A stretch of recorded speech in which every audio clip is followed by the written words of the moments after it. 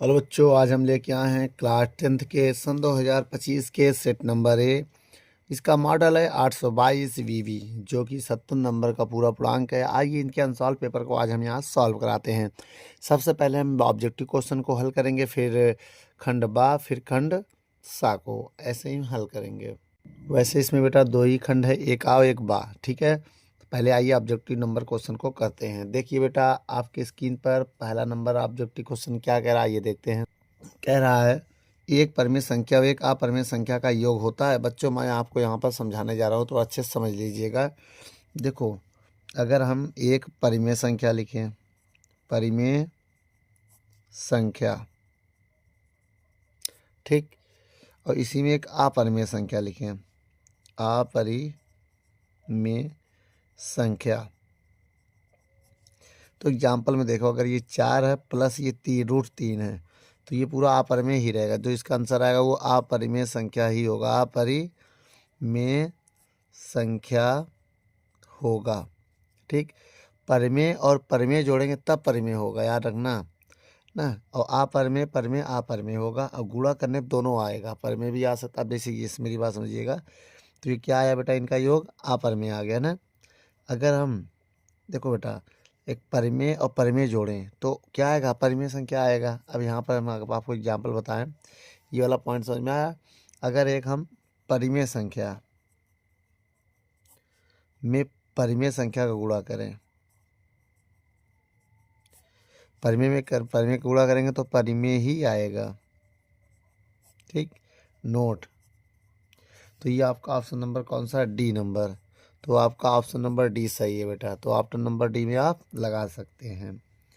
लेकिन इसमें एक और बताते हैं, अगर अपरिमेय का गुणा करने जा रहे हैं, अपरिमेय का गुणा अपरिमेय में,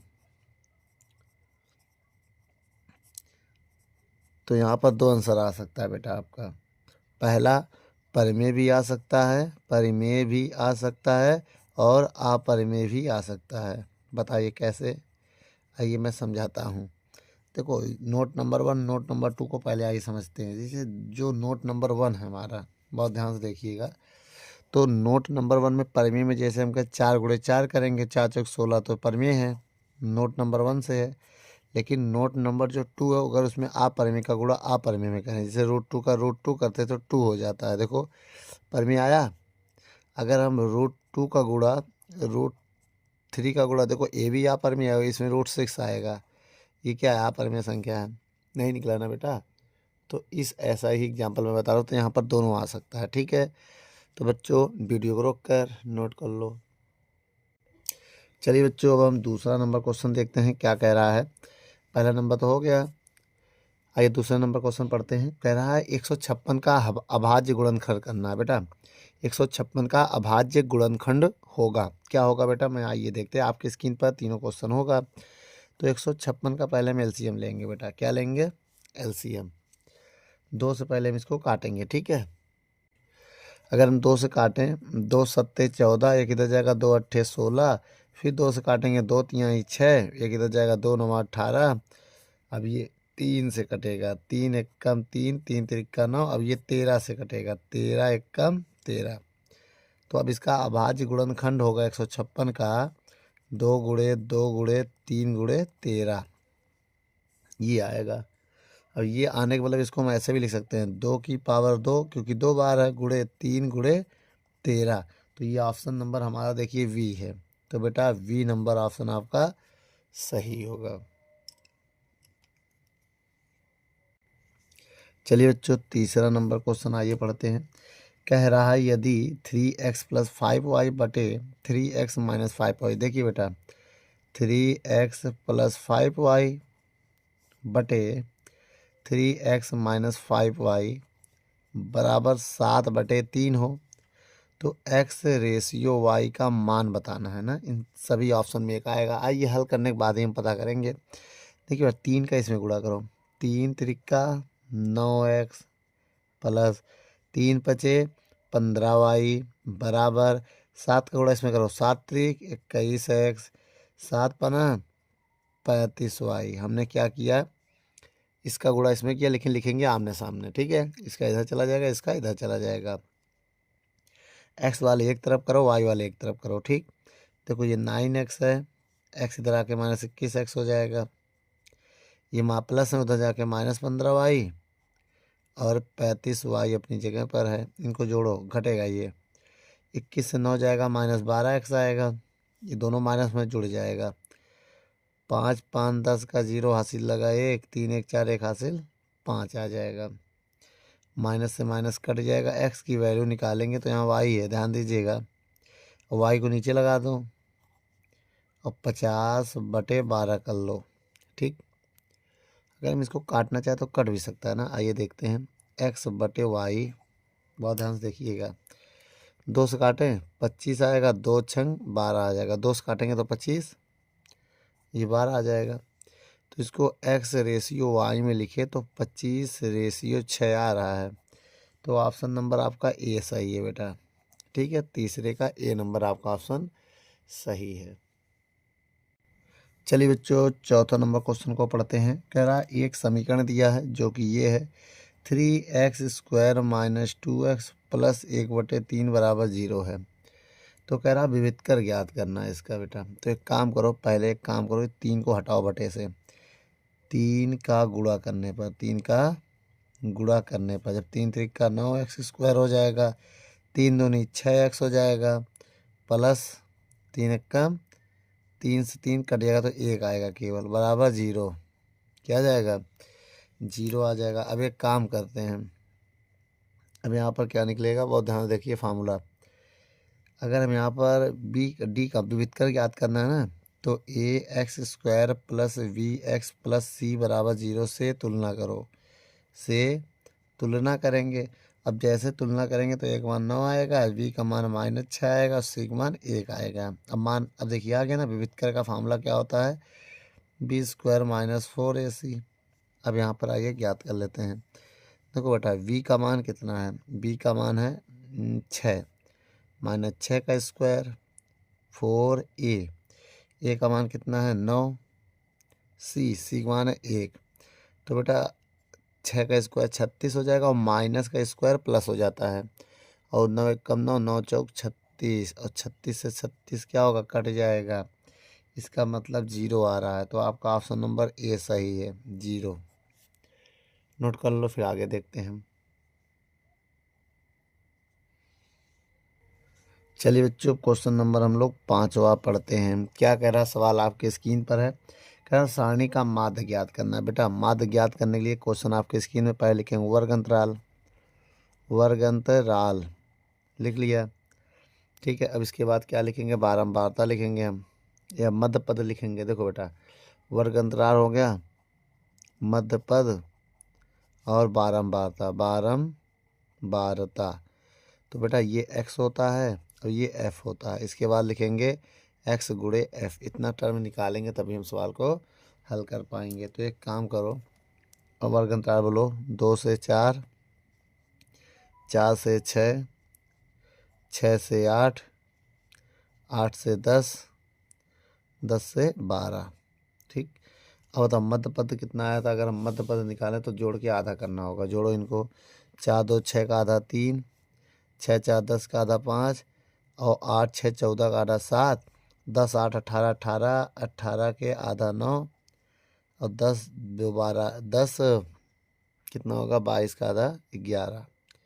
तो आपका आंसर क्या आ गया? 3 5 7 9 11 इधर आ गया। अब f का मान दिया है सवाल में, देखिए जो बारंबारता दिया ना, बारंबारता क्या दिया क्वेश्चन में? 2 4 7 3 4। अब इधर गुणा करो। 3 दूनी 6, मुझे बताइएगा। 3 दूनी 6 और 5 चौक 20, 7 7 49, 9 3 27 ना, और 11 चौक 44। ठीक, अब इसको जोड़ेंगे। सिग्मा f × x बराबर, इनको जोड़ना है। जोड़ो, जब सबको जोड़ेंगे तो 146 आएगा। जोड़ सकते हैं, इसको जोड़ो। सिग्मा f जब सबको जोड़ोगे तो 20 आ जाएगा। बेटा आप जोड़ के देख लेना, इनको जोड़ लेना। ठीक है, उसके बाद बेटा माध्य का फार्मूला होता है। क्या होता है माध्य का फार्मूला? मैं आपको बता दूं। देखिए बेटा, माध्य का फार्मूला होता है सिग्मा एफ गुणे एक्स बटे सिग्मा एफ। सिग्मा एफ का मान 146 है, सिग्मा एफ एक्स का मान 146, सिग्मा एफ का मान है 20। दो से काट दे रहे हैं, 2 सत्ते 14, 2 तिहाई 6 और 2 दहां 20। जैसे 10 का भाग देंगे 7.3 आ जाएगा। तो बेटा ये आपका ऑप्शन नंबर डी है। तो ऑप्शन नंबर डी आपका सही है। वीडियो को रोक कर नोट कर लो। चलिए बच्चों क्वेश्चन नंबर 6 पढ़ते हैं। क्या कह रहा है, एक त्रिभुज ABC में DE जो समांतर BC के इस प्रकार है कि AD का मान 1.5 है सेंटीमीटर और DB का मान 3 सेंटीमीटर, AE का मान 2 सेंटीमीटर और AC का माप बताना है। देखिए बेटा इसमें सारा मान दिया है। जैसे सवाल में कह रहा है AD का मान 1.5 है और DB का मान 3 सेंटीमीटर है, AE का मान 2 सेंटीमीटर और AC का माप बताना है।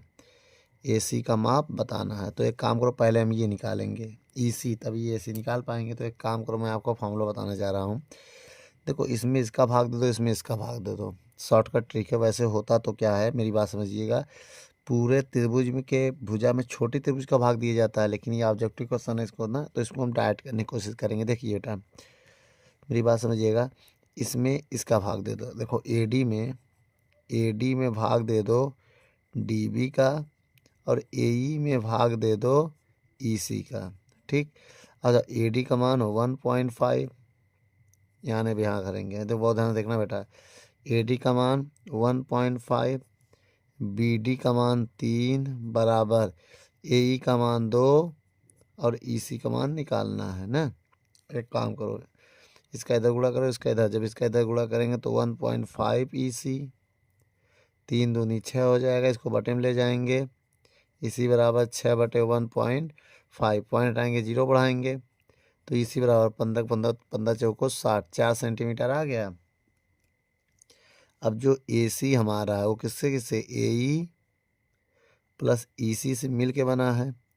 तो AE का मान अगर हम कहें, AE कितना है 2 सेंटीमीटर, EC है 4, तो कितना आ गया 6 सेंटीमीटर। ऑप्शन नंबर कौन सा आ रहा, A।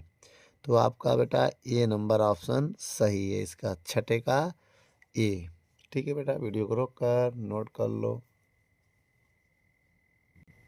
चलिए बच्चों क्वेश्चन नंबर 7वां पढ़ते हैं। क्या आपकी स्क्रीन पर कह रहा है कि बिंदु 2, 3 और 4 के बीच की दूरी याद करना। देखो बेटा 2, 3 और 4, 1 के बीच की डिस्टेंस बताना है। ठीक है, तो एक काम करो, इसको x1 मान लो, ये y1, इसको x2, ये y2। ठीक है, फार्मूला आपको पता है। अगर हम फार्मूला बताएं, दो बिंदुओं के बीच की दूरी, दो बिंदुओं ठीक है के बीच दूरी, तो आपको पता है d बराबर रूट के अंदर x1 माइनस x2 का whole square, y1 minus y2 का होल स्क्वायर। अब ध्यान से देखिएगा, x1 का मान 2 है, x2 का मान 4 का होल स्क्वायर, y1 का मान 3 है, y2 का मान 1 का होल स्क्वायर। ठीक, अब यहाँ पर बताएंगे d बराबर रूट में घटाएंगे तो -2 का स्क्वायर 4 हो जाएगा, और इधर घटाएंगे 2 का स्क्वायर 4 हो जाएगा, तो d बराबर रूट में 8 आएगा।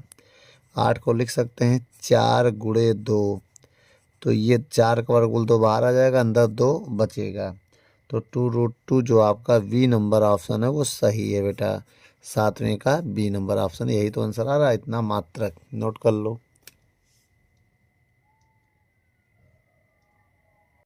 चलिए बच्चों 8वां नंबर क्वेश्चन पढ़ते हैं। 8वें नंबर में कह रहा है यदि द्विघात समीकरण के 3x² minus 12x plus m बराबर 0 के मूल बराबर हो तो m का मान बताइए। बच्चों सवाल दिया 3x² minus 12x plus m बराबर 0 के मूल बराबर।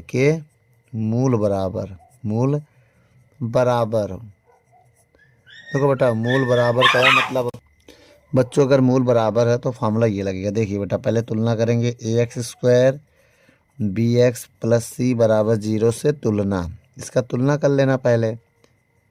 जब तुलना करोगे तो देखो a की जगह 3 है तो a बराबर 3 हो जाएगा, b की जगह -12 है और c की जगह पड़ेगा m, तो जब मूल बराबर हो तो डी का मान 0 होता है बेटा ना। तो विविधकर वाला फार्मूला लगाएंगे v² माइनस 4ac। जब मूल बराबर होता है तो डी का मान क्या लिया जाता है? 0। आइए रखते हैं बेटा 0, बी का मान -12 का होल स्क्वायर, 4, ए का मान 3 है। देखो ए का मान 3 है और सी का मान m है। अब ये माइनस में है तो एक काम करो, 0 बराबर 12 के स्क्वायर 100। एक काम करो, 12 को 2 बार लिख दे रहे हैं, 12 गुणे 12, 12 गुणे 12 माइनस का गुणा करेंगे तो प्लस हो जाएगा और 4 यहीं 12m। अब ये माइनस में इधर 12 0 के इधर आएगा, बराबर के इधर, तो 12m प्लस का हो जाएगा। ये 12 गुणे 12 रहने दो, 12 से 12 कट जाएगा तो m का मान कितना आ गया बेटा? 12। तो 12 जो आ रहा है वो कौन सा ऑप्शन है? सी। तो बेटा 8वें का जो है सी नंबर ऑप्शन आपका सही है। देखिए बच्चों 9 नंबर सवाल क्या कह रहा है? 9 नंबर सवाल ये कह रहा है कि 15 और 25 का एचसीएफ दिया है 5, तो एलसी देखो बेटा 15 जो है वो x1 मान लो 15 x1 है। अब x2 को मान लो 25 और इसके एचसीएफ को मान लो, एचसीएफ जो दिया वो है 5, तो एलसीएम निकालना है, यही ना? क्वेश्चन मार्क, एलसीएम क्या है? निकालना है। तो अब ये निकालने के लिए हम फार्मूला बताने जा रहे हैं। बोलो x1 गुणे x2 बराबर एचसीएफ गुणे एलसीएम, ये फार्मूला यूज करना है आपको। तो x1 का मान 15, इसका मान 25, एचसीएफ का मान 5 और एलसीएम यहाँ से हम निकाल सकते हैं। कैसे निकालेंगे बेटा? काट के देखो, 5 कम 5 यहाँ ही 15 कट गया 3। अब क्या बचा? 3 गुणे 25 बराबर एलसीएम। बताओ बेटा, तो एलसीएम की वैल्यू कितनी आ जाएगी? 25 75, तो एलसीएम बराबर 25 75 आ जाएगा। तो 75 नंबर ऑप्शन आपका बी है, बी नंबर ऑप्शन आपका 90 का बी नंबर ऑप्शन सही है। चलिए बच्चों अब अगला नंबर क्वेश्चन आपके स्क्रीन पर क्या कह रहा है? 10 नंबर सवाल पढ़िए जरा। कह रहा है एपी का मान दिया है, जैसे एक एपी आपको दिया है, क्या दिया है? 3, 1, -1, -3 के लिए सर्वांतर क्या होगा? मतलब डी का मान पूछ रहा है, डी का मान पूछ रहा है। तो डी का मान निकालने के लिए मैंने कहा था दूसरे से, देखो T2 से T1 घटाया जाता है, तो ये T1 है, ये T2 है, तो T2 काम 1 है और T1 का काम 3 है। जैसे घटाएंगे वैसे -2 आ जाएगा, सर्वांतर कितना आ गया? -2। तो आपका ए नंबर ऑप्शन सही होगा। चलिए बच्चों अब हम क्वेश्चन देखते हैं निम्नलिखित सारणी का। 11 नंबर सवाल है बेटा। कह रहा है निम्नलिखित सारणी का माध्यक वर्ग ज्ञात कीजिए। तो एक काम करो, पहले लिखिए वर्ग अंतराल, ठीक है। वर्ग अंतराल के बाद मेरी हेडिंग होगी बारंबारता, बारंबारता। फिर हेडिंग होगी संचयी, संचयी बारंबारता, ठीक, इतनी हेडिंग हो गई। अच्छा अब आपको पता है बारंबारता को एफ से लिखते हैं और संचारी बारंबारता को सी एफ से लिखते हैं ना। अब देखिए ये जो दिया कितना है? 0 से 5 है, फिर 5 से 10 है, फिर 10 से 15 है, फिर 15 से 20 है, फिर 20 से 25 है। अब ये देखो बारंबारता कितना है? 2, 7, 3, 2, 7, 3, 10, 4 है। अब एक काम करो, इनको जोड़ लेना, 2 लिखना, 2 में 7 जोड़ेंगे 11 आएगा। बोलो बेटा, नहीं 2 में 7 जोड़ेंगे 9 आएगा। कितना आएगा? 9 में 3 जोड़ेंगे 12 आएगा। 12 में 10 जोड़ेंगे तब 22 आ जाएगा। 22 में 4 जोड़ेंगे 26 आएगा। अब देखिए जब इनको हम जोड़ेंगे, इनको, ये कितना आएगा? 26 होगा। क्या होगा? जोड़ेंगे तो 26 आएगा। तो ये n होता है, हमको चाहिए n/2। n का मतलब 26/2 चाहिए, तो 13 आएगा। क्या आएगा? n/2 कितना आ गया? 13। अब 13 से कम, 13 किससे कम है? अभी 13 इससे ज़्यादा है। अब बताओ बेटा 22 से कम है। देखो 22 जो है 13 से अधिक है, 13 से अधिक में आ रहा है। भाई 13 से जो अधिक होगा उसी में आएगा। ये 13 से कम था, बताओ, ये भी 13 से कम, ये भी 13 से कम, ये भी 13 कम। ये तीनों जो थे 13 से कम थे, 13 से कम। अगर 13 से कम होगा, ये 13 से अधिक है, तो इसी के सामने वाला जो होता है, इसके सामने वाला जो होता है, यही मेरा होता है कौन सा है, ये जो हमारा है, इसी को हम बोलेंगे माध्यक वर्ग। माध्यक वर्ग। तो आंसर में आ रहा होगा, जो इसका है आंसर, वो कितना होगा, 15 से 20। ये वाला ऑप्शन देखिए है इसमें।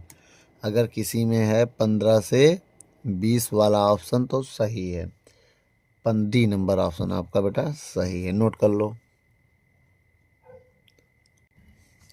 चलिए बच्चों, सवाल नंबर 12 देखते हैं। कह रहा है यदि टेन थीटा, टेन ए का मान 1 है तो 2 साइन ए और कॉस ए का मान बताइए कितना होगा। ये क्वेश्चन में पूछा गया है, तो हम सोच रहे हैं यहाँ से ए का मान निकाल के इसमें रख दें। आइए निकालते हैं। टेन ए बराबर 1 जो होता है, टेन 45 का मान होता है।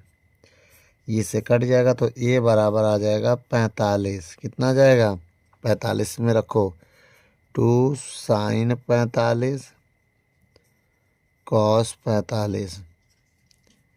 2 साइन 45 का मान 1/√2, कॉस 45 का मान 1/√2। 2 एक कम 2 एक कम 2, और √2 का √2 में करेंगे 2, 2 में 2 का भाग देंगे 1 आएगा। एक जो ऑप्शन है आपका, ऑप्शन नंबर सी है बेटा, ये टिक लगा लो। चलिए बच्चों, 13 नंबर क्वेश्चन को पढ़ते हैं। क्या कह रहा है 13 नंबर सवाल में, एक वृत्त के केंद्र से 25 सेंटीमीटर दूरी पर स्थित क्यू से वृत्त का स्पर्श रेखा की लंबाई 24 सेंटीमीटर है, तो वृत्त की त्रिज्या बताना है। चलिए बच्चों, ये एक वृत्त है जिसका ये केंद्र है। केंद्र क्या है, ओ है। अब देखिए सवाल में साफ साफ क्या करा, एक वृत्त के केंद्र से 25 सेंटीमीटर दूर। देखो वृत्त का केंद्र है ये 25 सेंटीमीटर की दूरी हो गई। कितनी दूरी हो गई, 25 सेंटीमीटर की दूरी पर एक बिंदु क्यू है। अब कह रहा है क्यू से वृत्त की स्पर्श रेखा खींचते हैं। देखो स्पर्श रेखा क्या होता है बेटा, ये स्पर्श रेखा होती है, ये स्पर्श रेखा है, और जो आर के साथ 90 का कोण बनाता है, 90 का कोण, ये आर है। ठीक है, तो स्पर्श रेखा की लंबाई 24 सेंटीमीटर, तो इसकी लंबाई है 24 सेंटीमीटर। तो ओ पी, इसको पी मान ले रहा है, ओ पी क्यू। अब कह रहा वृत्त की त्रिज्या ज्ञात करनी है। क्या ज्ञात करनी है, त्रिज्या को ज्ञात करनी है ना। तो इसमें लगा दो पाइथागोरस थ्योरम। क्या होता है, कर्ण का स्क्वायर बराबर लंब का स्क्वायर प्लस आधार का स्क्वायर। कर्ण यहाँ पर ये होगा सबसे लंबी भुजा, ये कर्ण है, ये आधार है और ये लंब है। तो कर्ण मेरा है 25 का स्क्वायर और लंब हमारा है आर स्क्वायर, आधार हमारा है 24 का स्क्वायर। अब आइए हल करते हैं। 25 का स्क्वायर 625, आर 24 का स्क्वायर कितना होगा, कोई बता सकता है बेटा। अब देखिए यहाँ पर अगर हम 24 का स्क्वायर करें तो 576 होगा। अब 625 से 576 घटाएंगे तो आर स्क्वायर होगा। अब आर स्क्वायर बराबर आ जाएगा, घटाएंगे तो 49 आएगा। आर स्क्वायर बराबर ये 7 का स्क्वायर होता है, स्क्वायर से स्क्वायर कट जाएगा तो आर का मान 60 सेंटीमीटर आएगा। तो ऑप्शन नंबर कौन सा बेटा, ये ए नंबर। तो आपका ए नंबर ऑप्शन सही है। चलिए बच्चों, 14 नंबर भी सवाल पढ़ लेते हैं। कह रहा है एक मीनार की ऊंचाई जमीन पर बनने वाली छाया की 20√3 मीटर है, तो उन्नयन कोण ज्ञात कर लो। तो बात लीजिए बेटा, ये मीनार है, ये इसकी छाया यहाँ पर बन रही है। ठीक है, ये 90 का कोण है। अब जो मीनार की ऊंचाई है वो 20 मीटर है, और जो उसकी छाया है उसकी लंबाई है 20√3 मीटर। ठीक है, ये हमारा मीनार हो गया, ये मीनार की छाया हो गई। ठीक, इधर ये मीनार है। अगर हम इसमें कह रहा है इसका कोण बताना है, ये वाला कोण क्या है ये हमें बताना, तो इसका नाम दे दे रहे ए बी सी। अगर हम उन्नयन कोण निकालना, ये उन्नयन कोण है, तो टेन थीटा का फार्मूला लगाएंगे। टेन थीटा बराबर होता है लंब बटे आधार। टेन थीटा बराबर लंब कितना है 20, आधार कितना है 20√3। अब आपको पता है ये √3 है, तो 20 से 20 कट जाएगा, तो टेन थीटा बराबर आ जाएगा 1/√3। अच्छा, हम कहेंगे अगर 1/√3 किसका मान होता है, टेन थीटा बराबर 1/√3 किसका मान होता है, टेन 60 की वैल्यू नहीं, टेन 30 की वैल्यू होती है, टेन 30 की वैल्यू होती है। इससे कट जाएगा, थीटा का मान कितना आ गया 30 आ गया। कितना आ गया बेटा 30। तो ऑप्शन नंबर ए, आपका ऑप्शन नंबर ए सही है। चलिए बच्चों 15 नंबर सवाल है। 15 नंबर का केंद्र ओ हो गया। अब इस पॉइंट को ऐसे मिला दें अगर, तो ये मेरा त्रिज्यखंड है। ये वाला भाग क्या मेरा त्रिज्यखंड है। अब इसका ये जो क्वेश्चन नंबर आप 15 है वो पढ़िए ध्यान से। 14 सेंटीमीटर इसकी त्रिज्या है, ये भी 14 सेंटीमीटर है, तो इधर का भी 14 सेंटीमीटर त्रिज्या होगा। अब केंद्र पर कितने का कोण बन रहा, 30 डिग्री का कोण बन रहा है। तो त्रिज्यखंड का क्षेत्रफल बताना है, इसका क्षेत्रफल बताना है। ये हमारा त्रिज्यखंड है। तो बेटा हम आपको एक फॉर्मूला बता दें, त्रिज्य खंड का क्षेत्रफल को हम लोग डेल्टा ऐसे लिखेंगे, ठीक है। थीटा बटे 360 पाई r², ये होता है फार्मूला। थीटा का मान 30 है, देख लो कितना है थीटा का मान 30, 360 पाई का मान 22/7, आर का मान 14 × 14, 7 एकम 7 दूनी 14, 0 0 काट गया, 3 से काटो, 3 एकम 3 दूनी 6, 22 × 14 दूनी 28 होगा। अब इसको हम फिर से 2 से काट सकते हैं ना, 2 छंग 12, 2 एकम, फिर 2 तिहाई 6, फिर 2 एकम 2 चौको 8। देखिए बचा क्या हमारे पास, देख लीजिएगा, ऊपर 11 बचा और 14 बचा और नीचे बचा 3। गुणा करो, 14 11 चौक 44 के 4, हासिल लगा 4, 11 एकम 11 4, 15/3 सेंटीमीटर स्क्वायर। ये ऑप्शन आ रहा बेटा किसी में, अगर आ रहा तो ये आपका आंसर सही है। ये आ रहा आपका ऑप्शन नंबर सी, टिक लगा लो। चलिए बच्चों 16 नंबर क्वेश्चन क्या कह रहा है आपका, कि जोकर टोपी का आकार होता है शंक्वाकार। क्यों शंक्वाकार होता है बेटा, टोपी इस आकार का होता है ऐसे, तो ये शंक्वाकार है। क्या है, शंक्वाकार। तो आपका ऑप्शन नंबर जो है वो बी है, टिक लगा लो। अब कह रहा है 17 नंबर सवाल, आइए पढ़ते हैं। कह रहा काल्पनिक माध्य विधि और पग विचलन विधि सरलीकृत रूप होता है बेटा, ये होता प्रत्यक्ष विधि। कौन सी विधि का, प्रत्यक्ष विधि। तो आपका ऑप्शन नंबर बी सही है, टिक लगा लो। चलिए बच्चों 18 नंबर क्वेश्चन को पढ़ते हैं। क्या कह रहा है, कह रहा कुछ प्रेक्षकों का माध्य दिया। बच्चों आपको माध्य कितना दिया है 15, और मध्यिका कितना दिया है, मध्यिका आपको दिया है 24। क्या ज्ञात करना है, बहुलक बताना है, ठीक है। जब आपको माध्य दिया है, मध्यिका दिया है, बहुलक बताना, तो बहुलक का एक मैं फार्मूला बता रहा हूँ। बहुलक बराबर, देखिए फार्मूला याद करने की ट्रिक, इन दोनों में बड़ा कौन है, मध्यिका और माध्य में बड़ा मध्यिका है, तो 3 × मध्यिका, मध्यिका लिखो चाहे माध्यक लिखो, बात एक ही है, -2 × माध्य। इसमें भाई 2 अक्षर है, तो 2, ये 3 अक्षर का है, तो 3 आधा अलग नहीं गिनेंगे, तो 3 × मध्यिका 24 है, 2 × माध्य है 15। अब गुणा करेंगे, 24 तिहाइयाँ कितना होता है, देख लो 72 होता है, 15 दूनी 30 होता है, ठीक। जब इसको घटा देंगे तो मेरा आंसर 42 आ जाएगा। 42 आ रहा है, ऑप्शन नंबर डी सही है बेटा। वीडियो को रोक कर नोट कर लो। देखिए बेटा क्वेश्चन नंबर 19 को पढ़ते हैं। 19 नंबर क्वेश्चन में क्या कह रहा है, जब एक पासे को एक बार उछाला जाता है, जब आप पासे को उछालोगे तो क्या आएगा, 1 आएगा, 2 आएगा, या तो 3 आएगा, या तो 4 आएगा, या तो 5 आएगा, या तो 6 आएगा। इससे ज़्यादा तो आएगा नहीं, तो इससे आपको मिल जाएगा n ऑफ s कितने 6। 1 2 3 4 5 6। अब करा सम संख्या आने की प्रायिकता। सम आपका 1 2 और 3 हो गया। इससे आपको एन ऑफ ई मिल जाएगा जो कि 3 है।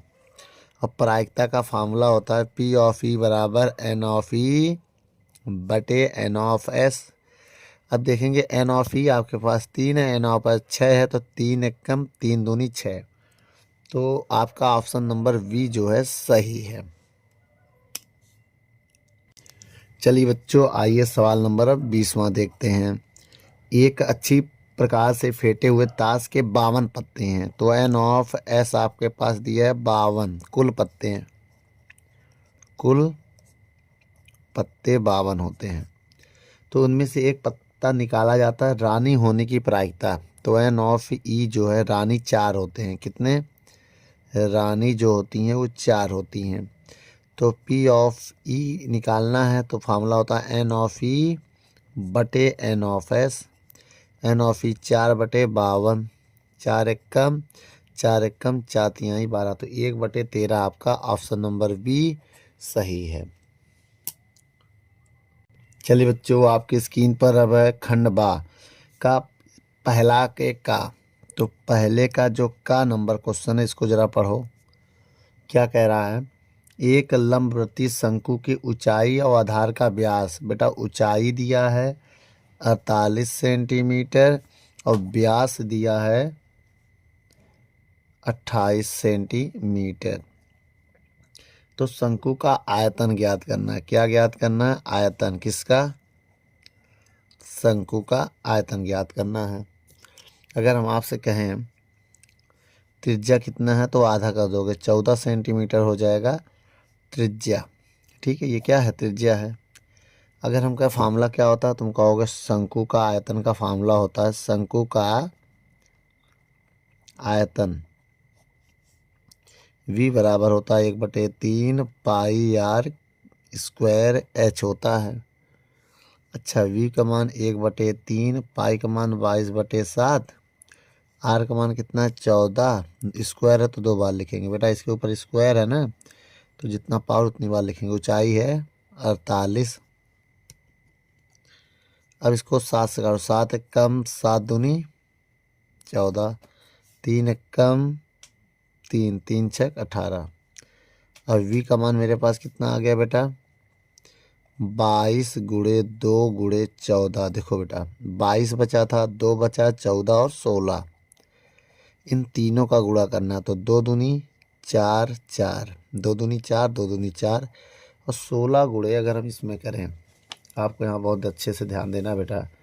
अगर हम यहाँ गुणा करें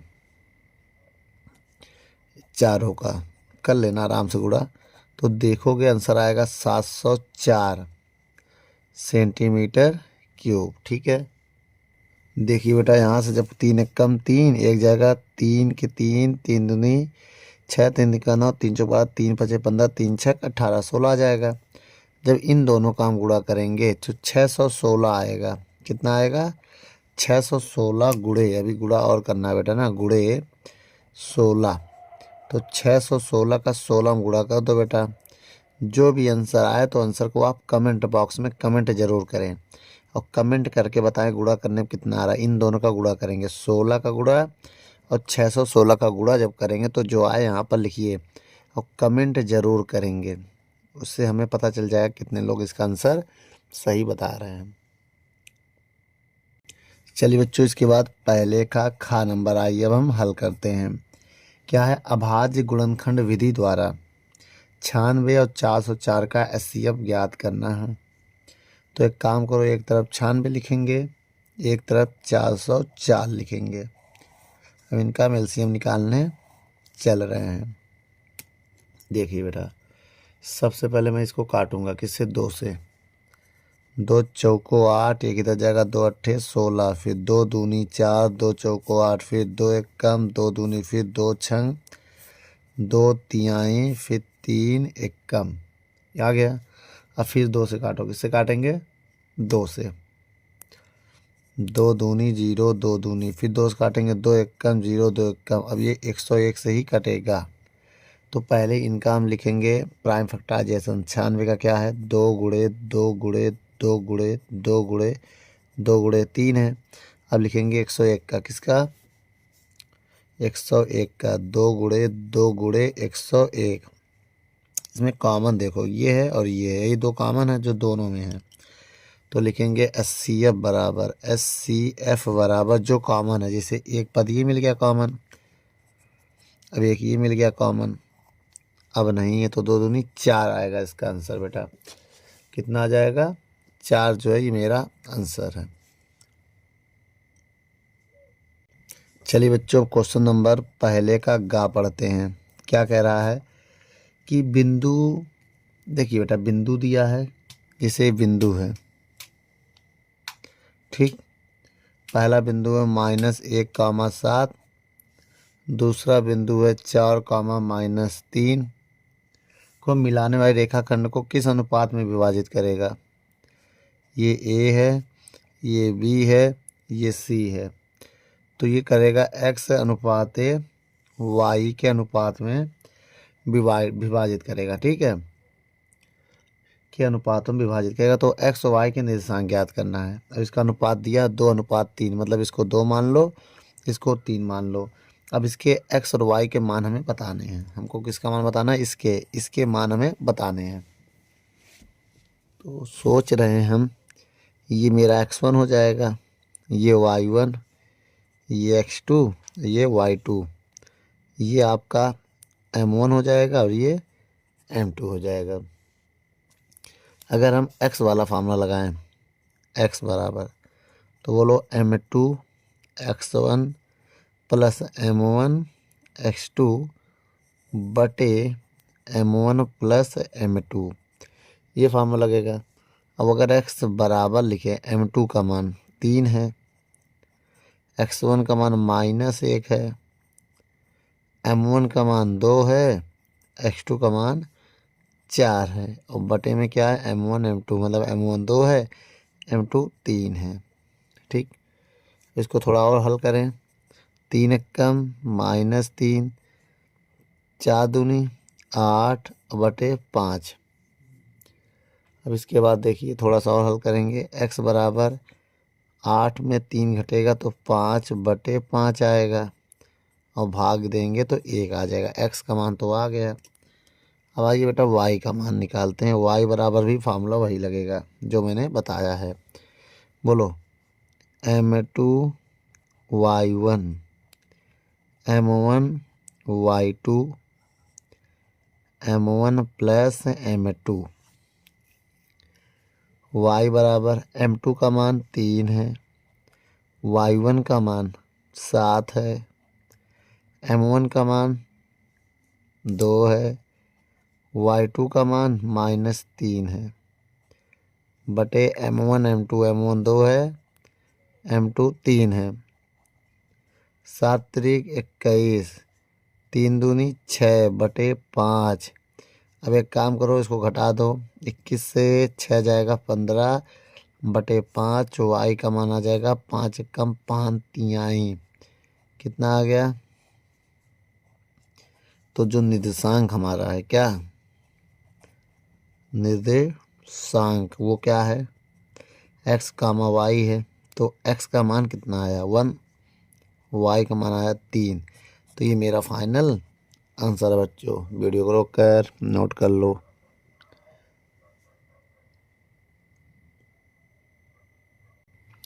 चलिए बच्चों अब हम क्वेश्चन नंबर घ पढ़ते हैं।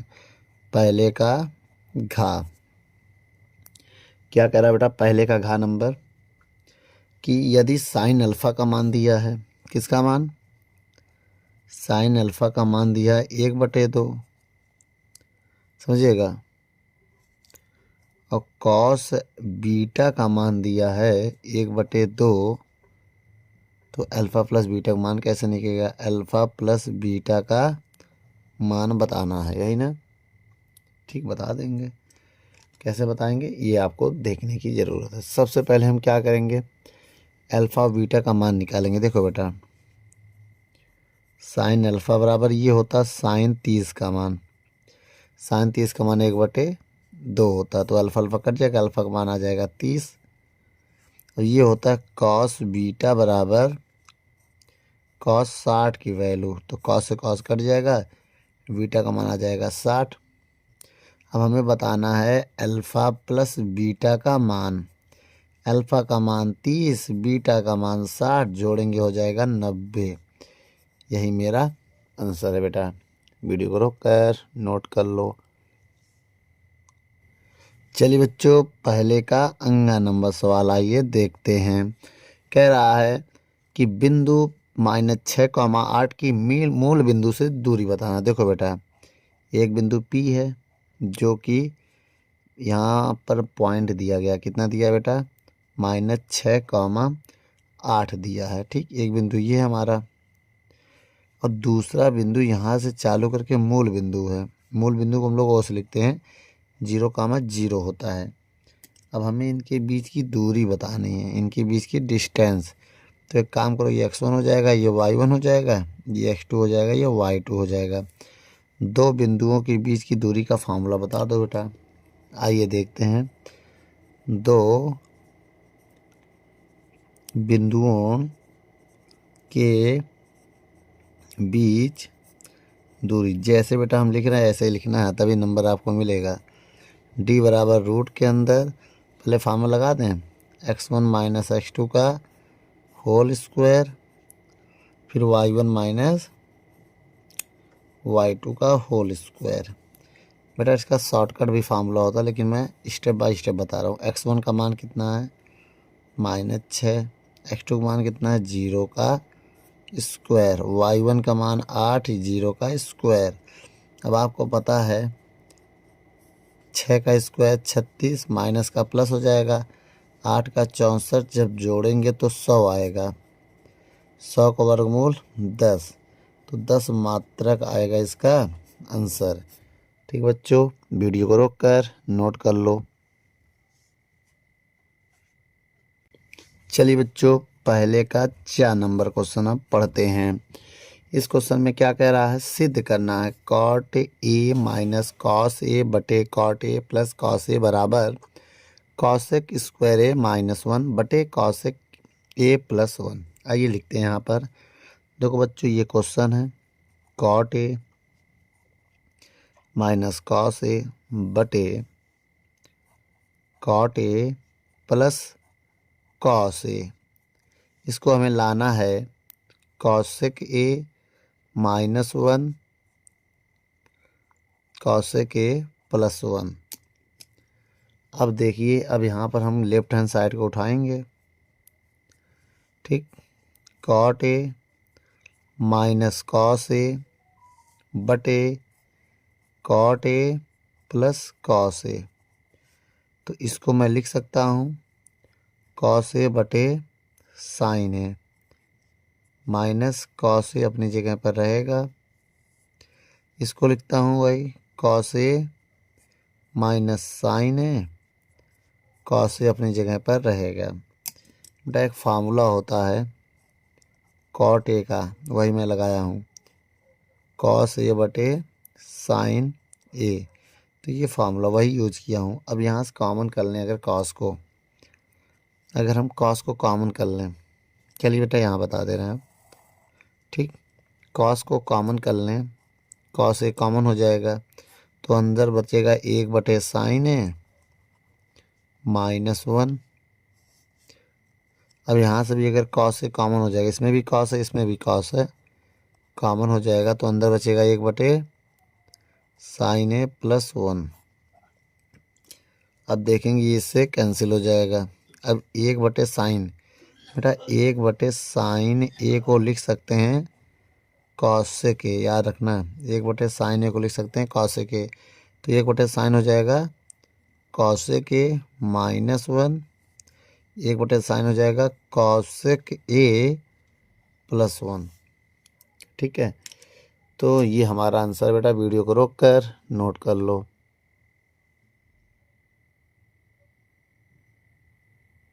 चलिए बच्चों, अगला क्वेश्चन देखते हैं दूसरे का। कह रहा है किन्हीं 5 खंडों को हल करना है, लेकिन हम सभी खंडों को हल करेंगे। ठीक है। तो पहला क्वेश्चन आपके स्क्रीन पर क्या कह रहा है, किसी एपी का 17वां पद उसके 10वें पद से 7 अधिक है तो इसका सर्वांतर ज्ञात कीजिए। देखो बेटा मेरी बात समझिएगा, जो 17वां पद है वो 10वें पद से कितना अधिक है, 7 अधिक है, 10वें पद से 7 अधिक है। तो आपको पता है इसका फार्मूला होता है a प्लस 16d। भाई जितना यहाँ होगा उससे एक कम डी रहता है। इसमें 10 है तो इसका हो जाएगा a प्लस 9d प्लस 7। अब आपको पता है a से a कैंसिल हो जाएगा, ये 16d है, ये 9 इधर आएगा, माइनस 9d बराबर हो जाएगा 7। अब 16 में 9 घटा दो, 7d आएगा। कितना आएगा, अगर भाई 16 में 9 जाएगा तो कितना आएगा, 7d बराबर 7। अब d का मान निकालेंगे, 7 में 7 का भाग दे देंगे तो कितना आ जाएगा, d का मान 1 आ जाएगा। तो ये मेरा सर्वांतर क्या है, हमारा सर्वांतर। अब ये बताइए सर्वांतर जो है 1 आ गया है, तो यही मेरा क्या है, आंसर है, यही निकालना था। वीडियो को रोक कर नोट कर लो। चलिए बच्चों अब दूसरे का खा भी देख लेते हैं। कह रहा समीकरण दिया है √2x² प्लस 7x प्लस 5√2 बराबर 0 के मूल ज्ञात करना है। के मूल बताना है बेटा, तो इसका फैक्टर करना पड़ेगा हमको। गुणनखंड आइए करते हैं। इसका इधर जब गुणा करेंगे तो ये 2 हो जाएगा। देखना बेटा 5 गुणे 2, 5 दूनी 10, गुणा करने में 10 आना चाहिए। आइए देखते हैं। तो √2x² गुणा करने में 10 और जोड़ने में 7, तो वही है 5 प्लस 2x। इसको लिख सकते हैं 5√2 बराबर 0। अच्छा इसको मैं ऐसे लिख सकता हूँ 2x²। अब x का इसमें गुणा करेंगे 5x, 2 का इसमें गुणा करेंगे 2x, और बचेगा कितना, 5√2 बराबर 0। अच्छा इन दोनों में कॉमन क्या है, इसमें x है इसमें x है, कॉमन कर लो केवल x, तो बचेगा √2x प्लस 5 बचेगा। इन दोनों में √2 कॉमन कर लेंगे तो देखो 2 में √2 निकालेंगे, √2x बचेगा और √2 इससे भी √2 निकल जाएगा, तो यहाँ केवल 5 बचेगा। अब हम पूरे से ये वाला टर्म निकालने जा रहे हैं, ये निकाल लो। √2x प्लस 5 निकल गया। अब जो बचा वही बोलना है, ये बचा और ये बचा है। क्या बचा है, x प्लस √2 बचा है। बेटा एक बार इसको 0 मानेंगे, √2x प्लस 5 बराबर 0, तो यहाँ से x की वैल्यू निकालेंगे तो 2x बराबर -5, तो x का मान आ गया -5/√2। अब देखो बेटा x प्लस √2 बराबर 0 है, तो x का मान निकालेंगे -√2 आ जाएगा, जो कि मेरा आंसर है। बेटा वीडियो को रोक कर नोट कर लो।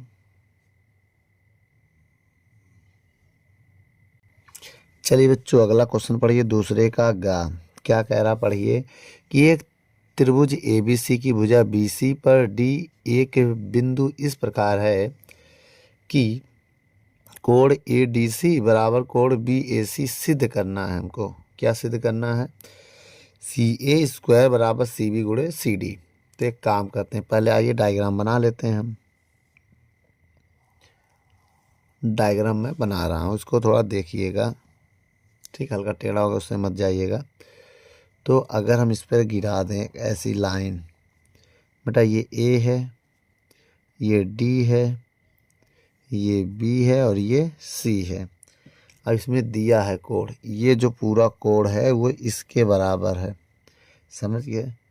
अब मेरी पहले बात समझिएगा, हम यहाँ हल करने जा रहे हैं। त्रिभुज ABC और त्रिभुज DAC में देखो बेटा जो बराबर पहले वो लिखेंगे, क्या बराबर है, BAC। देखो BAC वो दिया किसके, ADC के बराबर है। किसके बराबर है, ADC के बराबर। तो यहाँ लिखेंगे दिया है, दिया है। एक चीज़ और बराबर दिखा दो, क्या, एक कोण और इसमें बराबर है, पता है वो कोण है उभयनिष्ठ कोण, ये वाला C कोण दोनों का है। कैसे पता, ये उभयनिष्ठ कोण है बेटा। देखो BAC अगर हम लिखें इसको BCA, देखो BCA, और इसी को लिख सकते हैं DCA, यहाँ से DCA, तो ये उभयनिष्ठ हो गया, उभयनिष्ठ। तो इसमें आ गया A कसौटी से, किस किस, A समरूप, समरूप, ठीक है, एक समरूपक, कसौटी से, कसौटी से। तो इसका मतलब ये हो गया जो त्रिभुज ABC है ऊपर वाला, ये त्रिभुज वो सिमिलर हो गया त्रिभुज DAC के। क्या हो गया? सिमिलर हो गया। अगर सिमिलर हो गया तो बराबर भुजाओं के सामने की भुजा का भाग देंगे। पहले ये बताइए, ये भुजा के सामने की भुजा क्या है? BC है। अब इस कोण के सामने की भुजा क्या है? AC है। बराबर लगा दो। अब देखो कॉमन को छोड़ दो, जो बचा है, अब बचा कौन कौन सी भुजा है बेटा? एक ये वाला कोण बचा है और एक ये वाला कोण बचा है ना, तो इनके सामने भी भाग दे दो। समरूपता तो हो गया है, भाग दो। पहले हम बड़े वाले त्रिभुज का लिया था ना, तो BC, तो अब बड़े वाले त्रिभुज के लिखो AC बटे छोटे वाला क्या है? DC। अब इसका इधर गुणा करो, इसका उधर। जब इसका इधर गुणा करेंगे तो BC गुणे DC, और जब AC का AC में गुणा करेंगे तो AC गुणे AC आएगा। अब आपको पता है जब इसका गुणा करेंगे तो क्या हो जाएगा? AC स्क्वायर हो जाएगा। बहुत ध्यान देखना, यहाँ यहाँ बता दे रहे हैं, यहाँ पर AC की AC में गुणा करेंगे तो AC स्क्वायर हो जाएगा बराबर। उसके बाद क्या बचा मेरे पास? BC गुणे DC बचा। इसको थोड़ा अच्छे करने के लिए CA भी लिख सकते हैं, आगे पीछे से कोई मतलब नहीं होता है भाई। AC लिखो चाहे CA लिखो, बात एक ही है ना। तो अब देखो इसको हम CB लिख दे रहे हैं। क्या लिख दे रहे हैं? CB। इसको लिख दे रहे हैं CD। तो यही लाना था बेटा। तो क्या हो गया? सिद्ध हो गया। क्या हुआ? सिद्ध हुआ। तो मैं बता रहा हूँ बच्चों याद रखना, बराबर भुजाओं के सामने भुजा भाग देंगे, और उसके बाद जो भुजा दिया है, देखो इसके सामने भुजा ये है, इस कोण के सामने की भुजा ये वाला है, तो उसी में भाग देंगे बेटा। पहले हरे में हरे वाले भाग देंगे, फिर ऑरेंज में ऑरेंज, क्योंकि ये जो कोण कॉमन है उसको छोड़ देंगे। भाई 3 कोण होता है, 2 के सामने भुजा बराबर ले लेंगे, जो कॉमन उसको छोड़ देंगे। तो मेरा प्रूविंग आ जाएगा डेरिवेशन। ठीक बच्चों, नोट कर लो। चलिए बच्चों, अब क्वेश्चन नंबर दूसरे का घ नंबर देखते हैं। आइए क्वेश्चन में क्या कह रहा है ये पढ़ते हैं। कह रहा है एक चतुर्भुज ABCD किसी वृत्त के परिग्रत खींचा गया है, सिद्ध कीजिए कि AB प्लस CD बराबर AD प्लस BC। जो कि ये बहुत इंपॉर्टेंट क्वेश्चन है बच्चों। तो बच्चों ये जो क्वेश्चन नंबर ये आपका घ है, ठीक है, इसका दूसरे का घ नंबर क्वेश्चन है। अब इस सवाल में ये देखिए, जैसे इसको हम A मान ले रहे हैं, A B C और D, ठीक है। इसको हम मान ले रहे हैं P Q R, और ये S हो गया मेरा, ये पॉइंट S हो गया। अब यहाँ पर क्या करना है? अब यहाँ पर बेटा हम क्या करने जा रहे हैं, आइए देखते हैं। सबसे पहले लिखेंगे बिंदु, नोट डाल के लिखेंगे बिंदु, ठीक है, P और बिंदु P और S क्रमशः,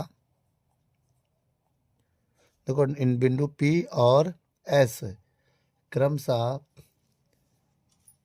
AB तथा AD पर, AD के स्पर्श बिंदु हैं।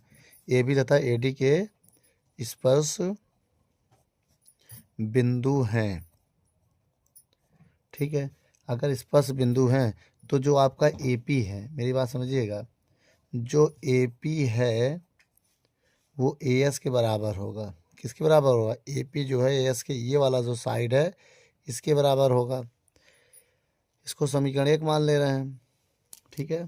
इसी तरह अगर हम देखो, अब जैसे PS लिया था, अब हम PQ लेंगे। क्या लेंगे भाई? हम इसी तरह बिंदु, ठीक है, P और Q क्रमशः क्रमशः ए बी, देखो पी जो है ए बी है, तथा बी सी पर स्पर्श, ठीक है, पर स्पर्श करते हैं, या स्पर्श बिंदु, ऐसे भी लिखना चाहो कि स्पर्श बिंदु है या पर स्पर्श करते हैं, ऐसे भी लिख सकते हैं, या स्पर्श बिंदु है या पर स्पर्श करते हैं, जो आपको अच्छा लगे। तो यहाँ भी वही नियम लगेगा, बीपी बराबर बी क्यू समीकरण 2, ये वाला जो साइड इसके बराबर है। ठीक, अब आगे आइए देखते हैं। अब आगे क्या लिखेंगे, अब ये वाला बिंदु लिखेंगे, कौन से, क्यू और आर। देखो बेटा, अभी हमने इधर से चालू किया था ना, अब इधर से चालू करें, हम सोच रहे हैं जैसे ये लिख रहे हैं ऐसे ये भी लिखेंगे, ठीक है। तो क्या लिखें बेटा, आर और क्यू लिखेंगे, क्या लिखेंगे, आर और क्यू, फिर आर और ए, ठीक है, ऐसे हम लिखेंगे। फिर आर और एस लिखेंगे, पहले आर क्यू लिखो, पहले पी एस लिखा, पी क्यू लिखा, देखो पी एस पी क्यू, अब आर एस फिर आर एस, ठीक है। देखते हैं बेटा, अब इस क्वेश्चन में क्या कह रहा है कि जो आर क्यू है, बहुत ध्यान से देखिएगा बेटा, आर और क्यू क्रमशः किस पे स्पर्श करते हैं बेटा, देखो डी सी तथा बी सी पर स्पर्श करते हैं बेटा, पर स्पर्श करते हैं। इतना लिखने के बाद हम क्या लिखेंगे, जैसे मैंने बताया था अभी, बताओ बेटा, बराबर सी क्यू हो जाएगा, ये जो ना समीकरण ये 2 हो गया। अब इसके बाद देखिए, अब इसके बाद करते क्या है, हम इसके बाद अब हम तीसरा वाला लिखेंगे, इसी तरह अब ये भी लिख दे रहे हैं, आर और एस क्रमशः, पूरा लिख दे रहे हैं, आप लोग सारा डायरेक्ट भी लिख सकते हैं इसको, क्रमशः डीसी तथा एडी, भाई डीसी तथा एडी पर तथा एडी पर स्पर्श करते हैं, क्या करते हैं, स्पर्श करते हैं। देखो तो आर जो डीसी पर स्पर्श करता है, एस जो है एडी पर स्पर्श करता है। तो ये देखो, अब देखो, अभी तो ये दोनों बराबर तो मैंने यहाँ दिखा दिया था इस वाले में, इसमें अब ये वाला लाइन इसके बराबर होगा, इसके, ठीक है, स्पर्श करते हैं, तब क्या होगा बोलो, अब यहाँ होगा डी आर, जो होगा डी आर डी एस के बराबर होगा, किसके, डी एस के बराबर होगा, ठीक है। इधर वाला जो था सी आर जो था सी क्यू बराबर था, समीकरण 1 2 3 और ये 4 मान लेंगे, ठीक है, ये 3 हो गया, ये 4 हो गया। अब लिखेंगे समीकरण 1 2 3 और 4 को, देखो प्लस है ना, को जोड़ने पर आइए जोड़ते हैं बेटा, कैसे जोड़ेंगे देखो, पहले लिखेंगे, इधर लेफ्ट हमारा लिखो, पहले लेफ्ट में क्या है, ए पी है, लिख दे रहे हैं ए पी प्लस, ए पी के बाद बी पी है तो बी पी, फिर प्लस क्या है, सी आर है, फिर प्लस डी आर है, बराबर लगा दो। अब फिर से लिखो ए एस, ठीक बेटा, A S B Q plus C Q plus और डी एस। अब क्या करना, बहुत ध्यान रखना है, जो ए पी और बी पी है, A P B P, A P देखो A P B P order में है तो इसको सही से रहना दो, देखो ए पी बी पी फिर बी, उसके बाद क्या है, सी आर और डी आर, सही है। उसके बाद देखो ए एस ए एस और डी एस नहीं बन रहा है ना, तो यहाँ पर ए एस जो है वो डी एस के साथ लिखो ना। अब इधर देखो, इसमें कुछ करना नहीं, इधर देखो A P B P set है, सी आर डी आर भी सेट है, बराबर ए एस के साथ डी एस कर दो और B Q plus C Q. अब देखो इनमें से जो कॉमन उसको छोड़ दो, ए पी लिख दो, पी कॉमन है छोड़ दो, केवल ए भी लिख दो इधर। इसमें क्या लिखोगे, सी आर लिख दो। क्या लिख दो बेटा, इसमें हम लिख दे रहे हैं सी डी। देखो जो आर कॉमन है ना, आर छोड़ दो, इसमें भी आर, इसको छोड़ दो, सी डी हो जाएगा, बराबर इसमें एस छोड़ दो तो ए डी हो जाएगा और प्लस इसमें क्यू छोड़ दो तो बी सी हो जाएगा। क्या हो जाएगा, बी सी। अब देखो यही हमें सिद्ध करना था, अतः सिद्ध हुआ, तो क्या लिखोगे, अतः सिद्ध हुआ, सिद्ध हुआ। इसका मतलब ये होगा जो कॉमन छोड़ने मतलब ये पूरी साइड बन जाएगी ना। देखो जब इसको छोड़ देंगे तो डी सी हो जाएगा, अभी D R plus R C है, जिससे बीच बीच का छोड़ेंगे तो पूरी साइड बन जाएगी। ठीक बेटा, वीडियो को रोक कर नोट कर लो। यहाँ बता देना कि जो ए बी है उसको हम लिखे हैं क्या, A P plus B P लिख सकते हैं, और जो सी डी है, सी डी उसको लिख सकते हैं C R plus D R ना। और जो आपका क्या है इधर ए डी है, ए डी को लिख सकते हैं A S plus D S. ठीक, और जो आपका बी सी है उसको लिख सकते हो B Q plus C Q. ठीक है, नोट कर लो। चलिए बच्चों, दूसरे का अब हम लोग हल करते हैं, कौन सा, अंगा नंबर। देखो बेटा, दूसरे का अंगा अंग हल करने के लिए क्वेश्चन में क्या कह रहा है, कह रहा है यदि दिए गए आवृत्ति वितरण के आंकड़ों का माध्यक दिया हुआ, माध्यक मतलब मध्यिका होता है, ठीक है, 28.5 है, तो एक्स और वाई के मान ज्ञात कीजिए, जिसमें नीचे एक आपको टेबल दिया गया जिसमें वर्गांतर और बारंबारता दिया गया है, आप देख लीजिए। चलिए बच्चों, अब हम इसको कैसे हल करते हैं। सबसे पहले यहाँ माध्य जो दिया उसको लिख लो, माध्य कितना, मध्यिका कितना दिया है 2.85, इसको हम लोग माध्यक कहेंगे। ठीक है, ये माध्यक हमारा है। अब देखिए इसमें एक चीज़ और दिया गया, एन का मान ब्रैकेट में कह रहा 60 है ना, ये एन के मान हो गया। ठीक है, अब यहाँ पर करना क्या है, सबसे पहले आप समझिए। सबसे पहले एक बार एक तरफ लिखेंगे वर्गांतर, वर्गांतर, ठीक है, वर्ग में अंतर, फिर लिखेंगे बारंबारता, बारंबारता, फिर लिखेंगे संचयी बारंबारता, संचयी बारंबारता। ठीक बेटा, अब हम एक लाइन खींचने जा रहे हैं, ये देखते हैं। पहले यहाँ पर लिख लेते हैं वर्गांतर क्या है, 0 से 10 है, 0 से 5 है। ठीक है, ऐसा ही है ना बेटा, नहीं 0 से 5 है पहला वर्गांतर। ठीक है, उसके बाद दूसरा 0 से 10 है बेटा, उसके बाद दूसरा है 10 से 20। ठीक है, ये 10 है, फिर तीसरा है 20 से 30। ठीक है, फिर 30 से 40, फिर 40 से 50, फिर 50 से 60, यही है ना। अच्छा, अब बारंबारता भी दिया गया होगा, बोलिए कितना दिया है, 5 दिया है, एक्स दिया है, 5 हो गया, एक्स हो गया, 20 हो गया, देखिए आपके स्क्रीन पर क्वेश्चन दिख रहा होगा। ठीक है, अभी हम हटा देंगे जैसे ये पूरा नोट हो जाएगा। 5 एक्स 20, अब 15 हो गया। ठीक है, क्वेश्चन देखते रहिए। 15 के बाद वाई है, फिर 5 है, इतना हो गया। अब इसके बाद संचयी बारंबारता निकालने के लिए ये वाला स्टेप ऐसे नोट करते हैं, 5। अब इसमें इन दोनों को जोड़ेंगे, इस वाले को इसमें जोड़ेंगे। देखो इसको जैसे इसमें जोड़ेंगे, जो आएगा यहाँ लिखेंगे, प्लस करो इनको, तो कितना आ जाएगा, 5 प्लस एक्स होगा। अब इसको इसमें प्लस करेंगे तो 20 5 25 प्लस एक्स होगा। अब इसको इसमें प्लस करेंगे तो 25 5 कितना होगा, 40 हो जाएगा, प्लस एक्स।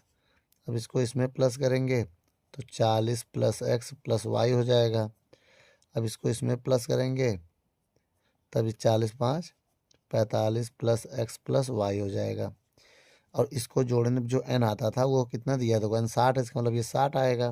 मेरी बात समझिएगा, जोड़ने पे तो हम लोग निकालते हैं n/2, मतलब 60/2 जब निकालेंगे तो कितना आएगा, 30 आएगा। तो इसको देखो बेटा, 30 और 30 से कम अगर हम देखें तो 25 5 इसमें आएगा हमारे हिसाब से, किस में आएगा? देखो ये जो हमारा है 30 जो है इसमें मिलेगा, क्योंकि x का मान 10 से तो कम नहीं होगा, तो 10 का अंतर है तो 35 हो जाएगा। 30 चाहिए तो इसके सामने वाला जो होता है बेटा उसको आप क्या मानोगे? f मानोगे। इसके सामने वाला जो होगा ये f हो जाएगा आपका। बहुत ध्यान से देखिएगा, ये क्या हो जाएगा? f हो गया। अगर ये f हो गया तो ये मेरा f के सामने वाला ये l हो गया, और इसके ऊपर वाला जो होता है वो CF होता है, CF हो गया। और h निकालने के लिए इनके बीच का अंतर लिखो, अंतर। कभी भी h निकालना हो तो आखिरी वाला चाहे पहले वाला घटा दो। अच्छा, आखिरी वाला भी घटा दे सकते हैं, चाहे पहले वाला चाहे बीच वाला कहीं भी घटा दो, तो h का मान कितना आ जाएगा? 10 आ जाएगा। h की वैल्यू भी हमको मिल गई। अब क्या देखें, इतना देखने के बाद n का मान भी दिया है। अच्छा एक बात बताएं, इस ये जो होगा, जो जितना ये रहता है उतना ये भी रहता है ना। तो अब यहाँ पर देखिए, बहुत ध्यान से देखिएगा, जो ये रहता है जोड़ने पे वही ये भी आता है। इसका मतलब जो ये है ये 60 के बराबर होगा। किसके बराबर होगा? 60 का। क्यों बता रहे हैं? 45 प्लस एक्स प्लस वाई।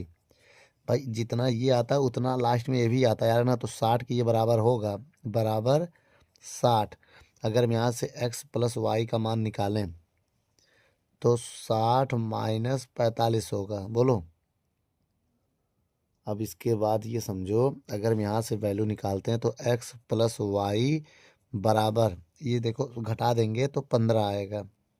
कितना आएगा? 15 आएगा। समीकरण 1 हो जाएगा ये। इतना समझ में आ गया? अब दूसरा स्टेप देखिए हमारा। दूसरा स्टेप क्या होता है? समांतर माध्य का फार्मूला। ठीक, अब अगर आप नहीं पढ़े हैं तो पढ़ लीजिए, मैं आपको बताने जा रहा हूँ। देखिए बेटा, माध्यक का फार्मूला होता है, माध्यक का m बराबर, बहुत ध्यान देखिएगा, m बराबर l plus n/2 minus CF गुणे h बटे f। ठीक हो? अब l बराबर, l का मान कितना है बेटा? ये l का मान है, ये देखो 20 n/2। ये देखो अभी निकाला था, देखो n/2 का मान निकाला था, कितना है? 30। तो 30 डायरेक्ट रखेंगे हम, माइनस CF का मान ये है 5 प्लस x है तो माइनस का गुणा करेंगे, ये माइनस का, तो ये वाला माइनस हो जाएगा, बटे में f है, f का मान 20, और गुणे में h है, h का मान 10। ये जीरो से ये जीरो कट गया। ठीक है, अब हम यहाँ एलसीएम लेने जा रहे हैं। m का मान रख दो, m का मान कितना दिया था? ये यहाँ लिख दे रहे 28.5 बराबर 20। अब इसको घटाएंगे तो हो जाएगा प्लस 25 माइनस एक्स बटे 2। एक का गुणा करने से कोई फर्क नहीं पड़ेगा।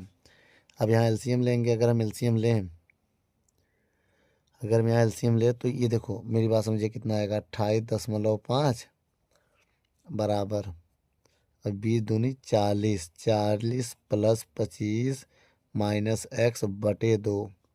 ये 2 इधर गुणे में चला जाएगा, 28.5 गुणे 2, और जब इसको जोड़ेंगे तो 20 20 40 5 65 माइनस एक्स आ जाएगा। अब एक काम, इनका गुणा करेंगे तो 57 हो जाएगा। 28.5 दूनी 57 बराबर 65 माइनस एक्स। अब एक्स को इधर ले जा रहे हैं, 57 को इधर, तो एक्स 65 माइनस 57 होगा। बोलो बेटा। अब यहाँ पर अगर देखें हम तो x की वैल्यू कितनी आ जाएगी? इसको घटाएंगे तो 8 आ रही है x की वैल्यू, क्या? 8। अब इसको रख दो समीकरण 1 में, एक है 1 में रख दो, निकाल दो समीकरण 1 से, समीकरण 1 से, समीकरण 1 में रख दे तो निकल आएगा ना। समीकरण 1 में रखो, एक ये है तो x का मान 8 हो जाएगा, प्लस y है बराबर 15 है। अब y का मान निकालेंगे तो 8 इधर जाएगा, 15 माइनस 8 हो जाएगा। भाई 8 को इधर अब घटा दो, y का मान कितना आ जाएगा? घटाओ, 7 आ जाएगा। तो ये किसका मान है?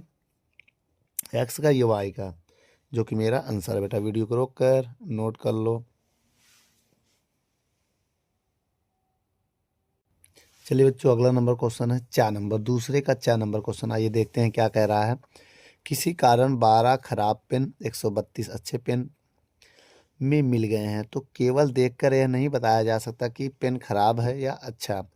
इस मिश्रण में एक पेन यथा निकाला जाता है, तो निकाले गए पेन की अच्छा होने की प्रायिकता ज्ञात कीजिए।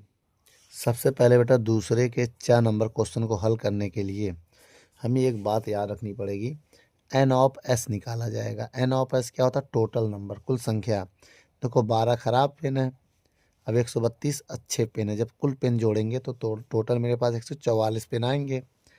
अब किसके प्रायिकता किसकी ज्ञात करना है? तो देखो एन ऑफ ई होता है जिसकी प्रायिकता ज्ञात करनी है कि 100 अच्छे पेन के, तो अच्छे पेन 132 है। तो अब देखिए हमें किसका प्रायिकता ज्ञात करना है? पी ऑफ ई निकालना, मतलब अच्छे पेन। देखो अच्छे पेन और खराब पेन क्या था? तो पी डा देखो खराब पेन के लिए हम ई डैश मान लेते हैं, ठीक है। तो इसका 12 हो जाता है। अगर इसकी खराब पेन की प्रायिकता ज्ञात करनी होती तो पी ऑफ ई डैश मानते हैं ना, ई डैश। ये खराब पेन की प्रायिकता है, ये अच्छे पेन की प्रायिकता है, ठीक, हमने मान लिया। ये किसकी है? खराब पेन की हो गई। किसकी? खराब पेन। ये अच्छा पेन है, अच्छे पेन, ठीक है। ये अच्छे पेन की प्रायिकता है, ये खराब पेन की प्रायिकता है। तो फार्मूला भी हमने बताया था अच्छे पेन की, पी ऑफ ई बटे एन ऑफ ई बटे N of S. N of E कितना है? 132। एन ऑफ एस कितना है? 144। अगर हम चाहें तो इसको हल करें तो ये कट जाएगा। 2 से काटे या पहले किसी और से 2 से काटे हैं? 2 से काटो बेटा। 2 छंग 12, 2 छंग 12, 2 सत्ते 14, 2 दूनी 4, फिर ये 11 से काटें क्या? 2 तिहाई 6, 2 तिहाई 6 और 2 तिहाई 6, 2 छंग 12, फिर 11 3, 3 एक कम 3, 3 एक कम 3, 3 एक कम 3, 3 दूनी 6। तो यही मेरा आंसर आएगा बेटा, ठीक है। वीडियो को रोक कर नोट कर लो। चलिए बच्चों, तीसरा नंबर क्वेश्चन आपकी स्क्रीन पर है। क्या कह रहा है ये पढ़ते हैं। कह रहा है एक भिन्न 1/3 हो जाता है जब उसके अंश में 1 घटाया जाता है, और यह 1/4 हो जाता है जब हर में 8 जोड़ दिया जाता है। आइए सबसे पहले बेटा ये तीसरा नंबर क्वेश्चन है। तो माना भिन्न, माना भिन्न, माना भिन्न, भिन्न को क्या मान लें हम? x/y। यह मेरा अंश है और ये मेरा हर है, ठीक, ऐसे मान लिया। अब यहाँ पर ये देखिए कह रहा है भिन्न का मान 1/3 हो जाता है। कब 1/3 होता है? जब अंश में 1 घटा देते हैं। अगर अंश में 1 घटा दें तो उसका मान 1/3 हो जाता है। यही तो कह रहा है 1/3 हो जाता है जब अंश में 1 घटाया जाता है। देखो अंश में घटा दिया, इसका इधर गुणा करेंगे 3x, 3 एक कम 3, वाई एक कम वाई, वाई इधर ले जाओ 3 की इधर, 3x - y बराबर 3। उसके बाद देखो समीकरण 1 हो जाएगा। अब इसके बाद देखो बहुत ध्यान से, कह रहा है जब हर, देखो अब क्या, फिर सुनो क्वेश्चन में आगे कह रहा है 1/4 हो जाता जब हर में 8 जोड़ देते हैं। अगर हर में हम 8 जोड़ दें, वाई है हर में 8 जोड़ दें तो उसका एक मान 1/4 हो जाता है, यही ना। अब इसका इधर गुणा करेंगे 4x, इसका उधर गुणा करेंगे तो y + 8, वाई इधर भेज देंगे, 4x - y बराबर 8। समीकरण 2 है ये। अब यहाँ पर अगर हम देखें समीकरण 1 बार 2 से जोड़ दें इनको ना, घटा दें। अब बेटा घटाते हैं, घटाएंगे तभी आंसर आएगा। समीकरण 2 से समीकरण 1 को माइनस कर दो। पहले 2 लिखो, 4x - y बराबर 8। अब इसको माइनस करना है 1 को, तो 3x - y बराबर 3। चिन्ह बदल दे रहे हैं, ये हो गया घटाने वाला सिंबल। अब इसको हम जोड़ेंगे, प्लस माइनस कट गया, घटाएंगे तो x आएगा, इधर घटाएंगे तो 5 आ जाएगा। तो x का मान कितना आ गया? 5 आ गया। समीकरण 1 में रखो, समीकरण 1 में रखेंगे 3x का मान है 5 - y बराबर 3। अब देखो बेटा इसको इधर ले आओ, इसको उधर ले जाओ, फिर समझो। इसको इधर ले आओ, इसको उधर ले जाओ, चिन्ह बदलेगा, 5 3 15, ये प्लस में इधर आके माइनस हो जाएगा, ये माइनस में उधर जाके प्लस हो जाएगा, घट जाएगा। देखो y तो घटता नहीं इससे, अब 3 घट जाएगा, घटाओ 12 बराबर वाई, वाई का मान कितना आ गया 12। ठीक, अब भिन्न आइए मानते, भिन्न जो हमारा था क्या था, एक्स बटे वाई माना था, तो एक्स का मान 5, वाई का मान 12। तो ये हमारा आंसर है बेटा। वीडियो को रोक कर नोट कर लो। चलिए बच्चों, अब अगला क्वेश्चन है तीसरे का अथवा। अथवा भी हम लोग पढ़ेंगे क्योंकि यहाँ मॉडल पेपर हल कर रहे हैं, वो ये क्वेश्चन नहीं करना था, तब भी हम इसको हल करेंगे। इस क्वेश्चन में कह रहा है एक विमान अपने निर्धारित समय से 30 मिनट की देरी से चलता है। 1500 किलोमीटर की दूरी पर समय पर पहुंचने के लिए उसे अपनी चाल निर्धारित चाल से 250 किलोमीटर प्रति घंटा चाल बढ़ानी पड़ती है। तो विमान की सामान्य चाल ज्ञात करो। चलिए बच्चों, इस क्वेश्चन को सॉल्व करने के लिए हम लिखते हैं माना विमान की चाल, विमान की चाल, विमान की चाल मान ले रहे हैं हम x किलोमीटर प्रति आवर। ठीक है, अब दूरी कितनी है, दूरी जो है वो 1500 किलोमीटर है। ठीक, और जो समय अगर हम निकालें, क्या निकालें, समय, तो समय बराबर फार्मूला होता है क्या, दूरी बटे चाल, दूरी बटे चाल होता है कि नहीं होता है। अब यहाँ निकालो, दूरी कितनी दिया 1500 और चाल दिया x, तो ये हो जाएगा मीटर किलोमीटर पर आवर, ये चाल हो गई।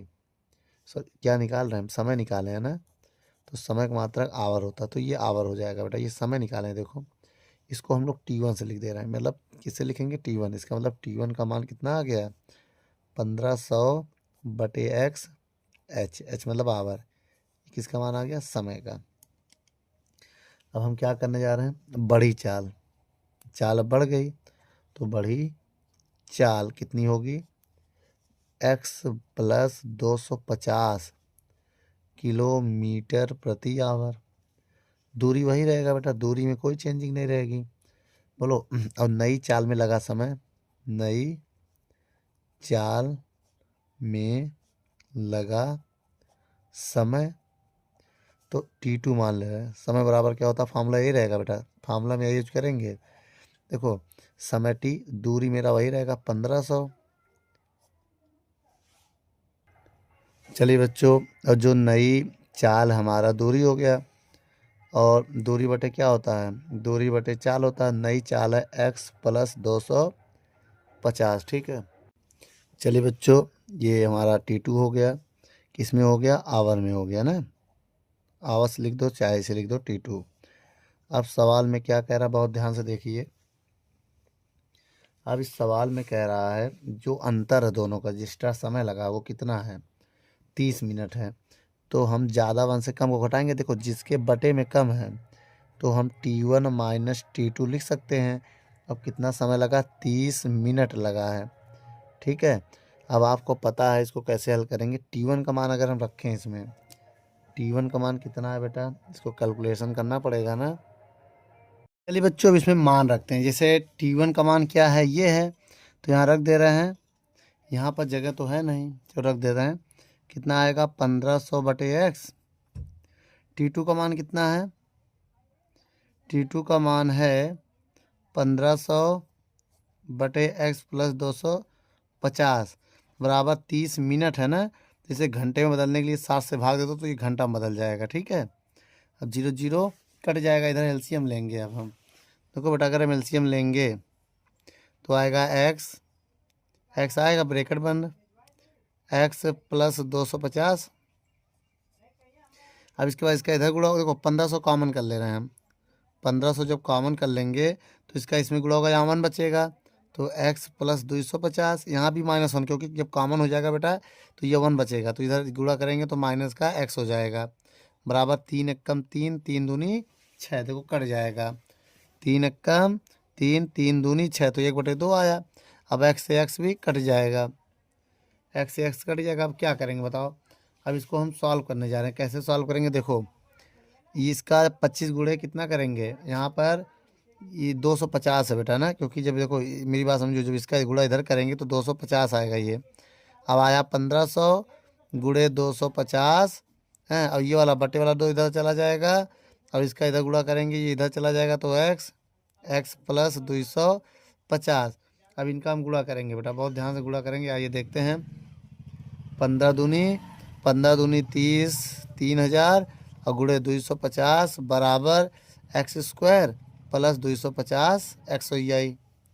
भाई एक्स का इसमें गुणा करेंगे एक्स स्क्वायर, इसका इसमें गुणा करेंगे 250 एक्स होगा ना। अब हम इसका गुणा करें, 25 तियाँ 75 हो जाए। 25 तियाँ 75, 1 2 3 4, 4 जीरो हो जाएगा।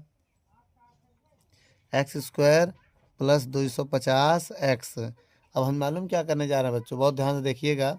अब इसको उधर ले जाएंगे तो माइनस में हो जाएगा, एक्स स्क्वायर प्लस 250 एक्स, ये उधर जाके माइनस हो जाएगा 75, 4 टाइम 0 बराबर 0। अब इसका फैक्टर कैसे करेंगे बेटा, गुणा करने पे जो है 250 आए, जोड़ने पे 250 आए, नहीं घटाने पे 250 आए, गुणा करने में इतना आए। तो इसको हम लिख सकते हैं बच्चों 1000 माइनस 750, कितना लिख सकते हैं, प्लस 1000 में अगर 750 घटाएं तो कितना आएगा, इतना आएगा। इसके बाद जब इसमें गुणा करेंगे तो एक्स स्क्वायर होगा, ये 1000 एक्स होगा, माइनस 750 एक्स होगा, माइनस 75, 1 2 3 4 बराबर 0 होगा। एक बाद यहाँ से एक्स कॉमन करो तो एक्स प्लस 1000 होगा। इसके बाद बेटा जब ये कॉमन कर लेंगे तो 750 यहाँ से कॉमन कर लेंगे तो एक्स माइनस माइनस है तो अंदर प्लस हो जाएगा, जैसे करेंगे तो 1000 आएगा। 750 जब ये कॉमन हो जाएगा, 3 जीरो बचेगा, 1 बचेगा, 1000 बचेगा। अब पूरे से एक्स प्लस 1000 कॉमन कर ले रहे हैं तो बचेगा कितना, एक्स माइनस 750 बराबर 0। तो एक बार इसको 0 मानेंगे बेटा, जब 1000 को 0 मानेंगे तो यहाँ पर बेटा इसकी वैल्यू जो है माइनस में 1000 आएगा, जो कि ये मान जो हमारा अमान्य है, ये मान हम ले नहीं सकते हैं। और लेकिन जब इसको हम 0 मानेंगे तो एक्स की वैल्यू आ जाएगी 750, ठीक है, 750 आएगा। इसके बाद देखो 750 आ गया है।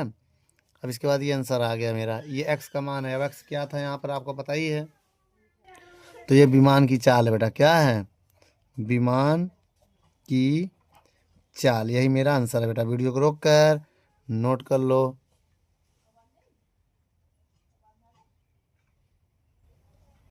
चलिए बच्चों चौथा नंबर क्वेश्चन पढ़ते हैं, क्या कह रहा है। एक 80 मीटर चौड़ी सड़क के दोनों ओर आमने सामने समान ऊंचाई वाले 2 खंभे लगे हुए हैं। खंभों के बीच सड़क पर स्थित किसी बिंदु से इन खंभों के शिखर का उन्नयन कोण क्रमशः 60 और 30 है। तो खंभों की ऊंचाई तथा खंभों से बिंदु की दूरी ज्ञात करना है। तो आइए बच्चे यहाँ पर मैं रोड बनाता हूँ, खंभा बनाता हूँ पहले। चलिए बच्चों यहाँ पर हाइट मान ले रहे हैं, क्या मान ले रहे हैं, एच है और समान हाइट है तो ये एच मान लिया। और मान लिया यहाँ पर एक बिंदु है, ये देखो ये ए हो गया, ये बी हो गया। इनकी जो दूरी है वो 80 मीटर है। कितना बेटा, तो ये दूरी जो है 80 मीटर है। ये सड़क है, ये क्या है, ये क्या है, सड़क। सवाल में कह रहा है ना, आप पढ़िए देखिए, देखा ये क्या है, ये सड़क है। 80 मीटर लंबी सड़क है, दोनों ओर एक खंभा है समान ऊंचाई का, ये खंभा हो गया। अब अगर हम देखें तो कोण जो बन रहा है, देखिए बेटा जो ये वाला कोण है ये, और एक ये वाला कोण है, ठीक बेटा, ये वाला कोण, ठीक है। अब ये कोण जो है कितने का है, एक 30 का है और एक 60 का है। देखो जो दूर है उसको 30 का बना दे रहे हैं, ठीक है। अब ये 60 का है, ऐसा ना, 60 डिग्री का है, ये 30 डिग्री का कोण है। तो ए बी, इसको हम सी मान ले रहे हैं, सी, ये बिंदु मेरा सी हो गया। इसको डी मान ले रहे हैं, सी डी, और इसको ई मान ले रहे हैं। अब हम क्या करेंगे, इसको हल करेंगे। कैसे हल करेंगे बेटा, आइए देखते हैं। सबसे पहले हम ये वाला त्रिभुज लेंगे। देखो बेटा मेरी बात समझो एक और, अगर हम इसको एक्स मान लें, इतना सी से लेके तक एक्स मान ले, तो ये हो जाएगा 80 माइनस एक्स। इतनी दूरी क्या हो जाएगी, 80 माइनस एक्स। तो एक बार इस त्रिभुज में आ जाओ। इस त्रिभुज का नाम बताओ बेटा, क्या नाम है, ए सी डी में, ए सी डी में। अब बताइए टेन थीटा बराबर फार्मूला क्या होता है, टेन थीटा बराबर होता है लंब बटे आधार। तो T A N, tan, theta का मान 60 है और लंब का मान कितना है, एच है, और आधार का मान कितना है, एक्स है। और अगर हम 1060 की मान रखें तो कितना होता है, √3 होता है। कितना होता है बेटा, √3 होता है। अब यहाँ पर मामला फंसेगा थोड़ा, यहाँ पर आइए हल कर लेते हैं, ठीक है। तो √3 बराबर h/x। सोच रहे हैं यहाँ किसकी वैल्यू निकाल लें, यहाँ से x की वैल्यू निकाल लें। यहाँ से अगर हम x की वैल्यू निकाल लेते हैं तो फ़ायदा होगा। x की वैल्यू हो जाएगी h/√3 आएगा। ये आ गया किसकी वैल्यू, ये x की वैल्यू आ गई। इसको समीकरण 1 मान लो, इसको समीकरण क्या मान लो, इसको समीकरण 1 मान लिया मैंने। अब आ जाए बेटा दूसरा त्रिभुज उठाते हैं, त्रिभुज इधर वाला, बोलो CBE में, ठीक। 10 थीटा बराबर लंब बटे आधार 10 TAN, 10 थीटा का मान 30 है, लंब h है, आधार क्या है, ये 80 - x, ठीक। 10 30 का मान 1/√3 कितना है, h/80 - x। अब इसको इधर गुणा करो, इसका इधर, तो 80 - x बराबर √3h आएगा। x का मान रख दो बेटा, x का मान क्या है, x का मान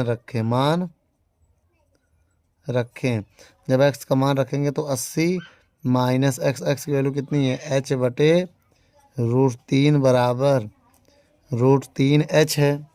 बोलो, इसको उधर ले जाएंगे तो 80 बराबर √3h प्लस h/√3 बटे 1, तो 80 हो जाएगा। एलसीएम लेंगे, जब एलसीएम लेंगे तो √3, इसका इधर गुणा करेंगे √3 में √3 3 हो जाएगा, 3h/h हो जाएगा। अगर हम इसको इधर सॉल्व करें तो 80 3 और देखो 3 और 1 4h/√3 हो जाएगा। इसका इधर गुणा करेंगे हम तो 4h बराबर 80√3 आ जाएगा बेटा। भाई इधर चला जाएगा, आगे पीछे मैंने लिख दिया, 4 से 4 दूनी 8, तो ये 20 हो जाएगा बेटा। 4 1 कम 4 दूनी 8, देखो 4 से 80 में 4 का भाग देंगे 20 आएगा, 20√3 मीटर। क्यों मीटर में लिख रहे हैं, क्योंकि देखिए ये जो सड़क है वो 80 मीटर है, तो इसीलिए इसको हमने मीटर में मान लिया। अच्छा, ये क्या आ गया हमारे पास, हाइट आ गई ना, इसकी ऊंचाई। अब अगर हम इसमें वैल्यू रखना चाहे वो भी रख सकते हैं, या तो कोई वैल्यू का मतलब नहीं है बेटा यहाँ पर। तो हम मालूम क्या करेंगे, अगर ये मेरा ऊंचाई आ गया 20√3, तो यहाँ से कहाँ तक ऊंचाई आया ये भी देखना पड़ेगा। बोलो, तो h जो है ये ऊंचाई आ गया, लेकिन हमें x की भी मान चाहिए ना। समीकरण 1 में रखने पर लिख दो, h का मान समीकरण 1 में रखें, समीकरण 1 में रखें। अब अगर समीकरण 1 में रखेंगे तो x बराबर, h का मान क्या है 20√3 बटे √3 से कैंसिल हो जाएगा, तो x का मान आ जाएगा 20 मीटर। तो इसका मतलब जो सड़क, देखो बेटा बिंदु जो है, देखो बेटा दो खंबा ना, एक खंबा 1 एक खंबा 2 है, तो लिखेंगे खंबे और बिंदु की दूरी, खंभों के बीच की दूरी तो 80 है, तो खंभे से बिंदु, तो अब हम कौन सा ले रहे हैं, AC ले रहे हैं, AC। अब देखो AC का मान x है, x का मान 20 सेंटीमीटर हो गया। अगर हम इसका मान लें कि BC का, बताओ भाई बिंदु से दूसरा वाला खंबा, तो BC जो आएगा वो है 80 - x, x का मान कितना है 20, तो दूसरे वाले खंबे से जो दूरी आ जाएगी कितनी आ जाएगी 60 मीटर। तो ये बेटा पहला वाला खंबा है, दूसरे वाला खंबा ना, तो पहले वाले खंबे से दूरी ये हो जाएगी और दूसरे वाले खंबे से दूरी ये हो जाएगी। बेटा वीडियो को रोक कर नोट कर लो।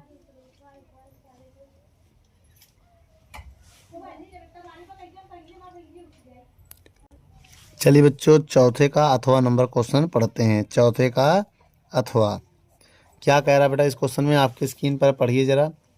क्वेश्चन कह रहा है, भूमि से एक बिंदु से 20 सेंटीमीटर ऊंचे भवन के शिखर पर लगी एक मीनार, तल और शिखर के उन्नयन कोण क्रमशः दिया है 45 और 60।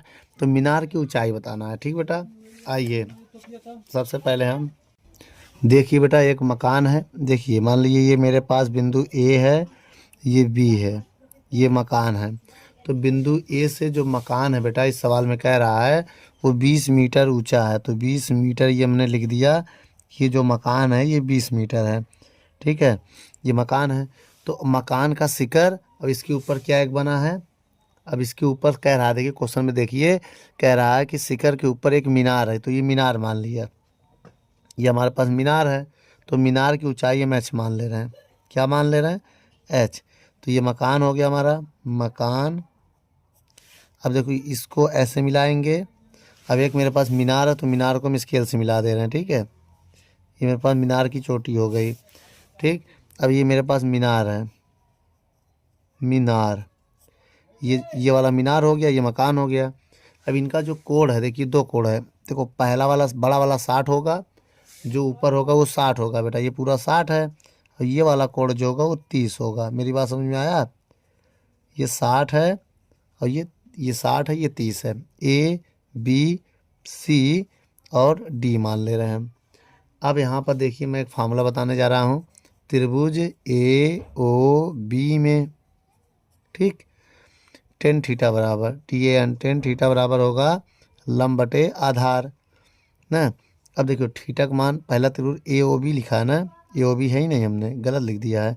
पहले ये छोटा वाला लो, क्या लो, A B D, A D B, D बना लो बेटा इसको, अब सही है, ए डी बी। अब देखो लंब बी, टेन थीटा का मान 30 है, टेन 30 नहीं है बेटा, ये 45 है। क्वेश्चन को देखो कितना है, 45 और 60 है ना बेटा, तो 45 है तो टेन 45 हो जाएगा, और लंब कितना है 20 है, आधार कितना है, एक्स मान लें, क्या आधार को, आधार को मान ले रहे हैं हम एक्स, तो ये एक्स हो गया, सन 45 का मान 1 होता है, तो 20 बटे एक्स, इसका इधर गुणा करेंगे तो एक्स का मान आ जाएगा 20 मीटर, क्या आ जाएगा, तो एक्स की वैल्यू 20 मीटर आ गई।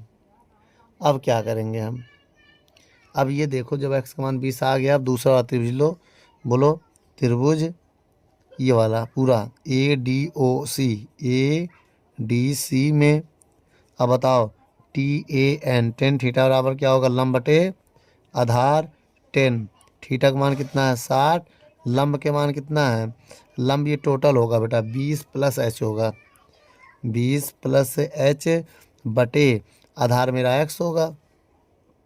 अब यहाँ पर देख लो बेटा, अगर यहाँ से टेन 60 की वैल्यू रखे तो √3 आएगा। अब क्या है 20 प्लस एच बटे एक्स, यही होगा। अगर हम यहाँ पर x की वैल्यू रख दें, x की वैल्यू कितनी है 20 है ना, 20 रखो, तो 30 बराबर 20 प्लस एच बटे 20। अब इस 20 को इधर भेजेंगे तो 20√3 बराबर 20 प्लस एच होगा।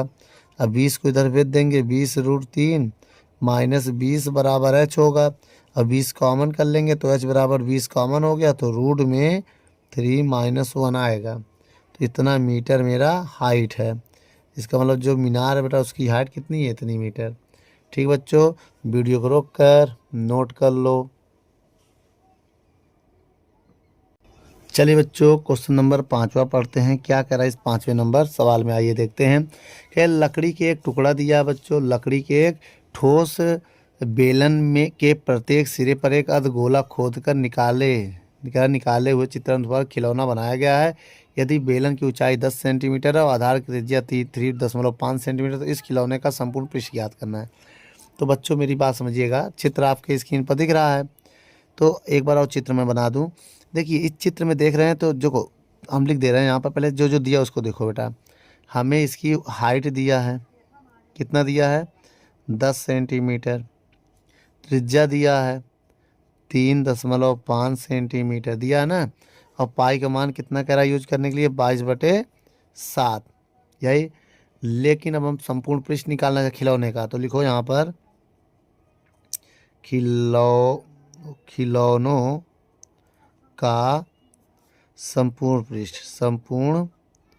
पृष्ठ तो होगा, इसमें वेलन का वक्र पृष्ठ लिखेंगे, वेलन का वक्र पृष्ठ, ठीक है, प्लस बेलन का वक्र पृष्ठ होगा, प्लस होगा किसका, अर्धगोले का वक्र पृष्ठ, तभी तो होगा बेटा, बेलन का वक्र पृष्ठ और अर्धगोले का वक्र पृष्ठ जोड़ना पड़ेगा। अच्छा ऊपर वाला अर्धगोला और नीचे वाला मिला दोगे तो एक गोला हो जाएगा ना, दो अर्धगोले का क्षेत्रफल, दो अर्धगोला मतलब एक गोला हो जाएगा, दो, आगे जगह कम पड़ रही है बच्चों, दो अर्धगोले का क्षेत्रफल लिखा है ना, दो अर्धगोले का क्षेत्रफल। अब सुनो, अब मेरी बात समझिएगा बहुत ध्यान से। जो टोटल सरफेस एरिया को लिख देना T S, total surface area खिलौने का ना, कुल क्षेत्रफल हो गया। अब बेलन का वक्रफल होता है 2πr/h, और दो खिलौने हैं ना, तो 2πr² प्लस 2πr²। अब देखो बेटा, टोटल सरफेस एरिया हमारा आ जाएगा, पाई का मान नहीं रखेंगे कि रख दें, रख दो पाई का मान, 2 पाई का मान कह रहा रखने के लिए 5/7। आर का मान कितना है 3.5, ऊंचाई कितनी है 10, प्लस 1 और 1 4πr² होगा। पॉइंट हटाएंगे, जीरो बढ़ाएंगे, जीरो जीरो कट जाएगा, फिर टोटल सरफेस एरिया कितना हो जाएगा, टोटल सरफेस एरिया लिख दो। ठीक है, total surface area, total surface area बराबर 7 × 7 = 35 हो जाएगा ना बेटा, अगर हम काटेंगे। आओ काटते हैं, 7 × 7 = 35, बचा क्या 2 × 22 × 5 बचा इधर। अब देखो 4 × 22/7 यहाँ रखेंगे। अब आर कितना है 3.5 × 3.5, पॉइंट आएंगे जीरो बढ़ाएगा, पॉइंट हटाएंगे जीरो बढ़ाएंगे, 7 × 7 = 35। अब देखो ये कट जाएगा कैसे, 5 × 5 दूनी 10, 2 × 2 दूनी 4। अब देखो अभी और कट रहा है, 5 से काटो, 5 × 7 = 35, 5 दूनी 10, 2 से 2 भी कट गया। अब हमारे पास क्या बचा है, टोटल सरफेस एरिया जो हमारा है 5 दूनी 10 × 22, प्लस इधर क्या बचा 22 गुड़े ये देखो ये कट गया, 7 × 7 = 5 से ये 5 × 5 दूनी 10, 2 से 2 कटा, फिर देखो 5 दूनी 10, 5 × 7 = 35, तो यहाँ क्या बचा 22 बचा, और केवल 7 बचा है, और कुछ बचा नहीं हमारे पास, ध्यान से देखिएगा। ठीक है, अब इनका गुणा करो बेटा, 220 आएगा, 22 धाम 220, और देखो 7 दूनी 14 के 4 हासिल लगाए, 7 दूनी 14 1 15, कितना जाएगा। अब इनको अगर हम जोड़ें, अगर हम इनको जोड़ें तो कितना आएगा मेरे पास, देखो 220, 200 300, 320 देंगे 374, तो 374 सेंटीमीटर स्क्वायर आ जाएगा मेरा आंसर। बेटा वीडियो को रोक कर नोट कर लो। चलिए बच्चों, अब हम पाँचवें का अथवा पढ़ रहे हैं, पाँचवें का अथवा। तो क्या कह रहा है बेटा इस क्वेश्चन में कि ठोस एक अर्धगोले पर खड़े शंकु के आकार का है। अब देखिए, अब इसमें चित्र बनाएंगे, देखो बेटा ये शंकु है, ये क्या है, ये शंकु हमारा। ठीक है, अब इसी नीचे एक ठोस गोला है, तो ये गोला है हमारा। ठीक, अब क्या कह रहा है, तो शंकु और अर्धगोले की त्रिज्याएं समान है, तो दोनों की त्रिज्या समान हो गई। ठीक है, त्रिज्या समान है, इसकी माप मतलब त्रिज्या का मान दिया है 3, कितना दिया सेंटीमीटर, इसकी माप मतलब जो समान हो त्रिज्या, तो त्रिज्या का मान हो गई यार हमारा, तो आर का मान 3 सेंटीमीटर दिया है। और ठोस की ऊंचाई 6 सेंटीमीटर, पूरा ये 6 सेंटीमीटर है, जो ठोस है उसकी ऊंचाई 6 सेंटीमीटर, अगर ये आर है तो ये भी आर होगा बेटा, समझिएगा मेरी बात। तो ठोस की ऊंचाई 6 सेंटीमीटर, तो ठोस का आयतन ज्ञात करना। तो बताओ बच्चों, अगर त्रिज्या 3 है, इसका मतलब इतनी दूरी हमारी 3 सेंटीमीटर होगी, अगर इतनी 3 है तो बाकी भी 3 ही होगी ना, इतना भी क्या होगा, इतना 3 सेंटीमीटर होगी, तो ये मेरी हाइट हो जाएगी, क्या हो जाएगी, हाइट हो जाएगी, और त्रिज्या कितनी है 3। तो बेटा हमें आयतन निकालना है। अब देखिए इसका आयतन होता है, और दोनों का आयतन जोड़ देंगे, तो हम क्या लिखेंगे बेटा, ठोस का आयतन, यहाँ से लिखेंगे हम, ठोस का आयतन बराबर शंकु का आयतन, शंकु का आयतन प्लस अर्धगोले का आयतन, अर्धगोले का आयतन। ठीक बेटा, अब ठोस के आयतन को 20 लिखेंगे, शंकु का आयतन क्या होता है 1/3 πr² प्लस, और अर्धगोले का आयतन क्या होता है बेटा 2/3 πr³। अब मान रखो 1/3, पाई में आंसर निकालना, पाई मान मत रखना, आर का मान 3 है तो 3 का स्क्वायर, ऊंचाई दिया है 3, ये देखो ऊंचाई कितनी है 3, तो 3 + 2/3 पाई ऐसे रहने दो। आर का मान कितना है 3 का क्यूब।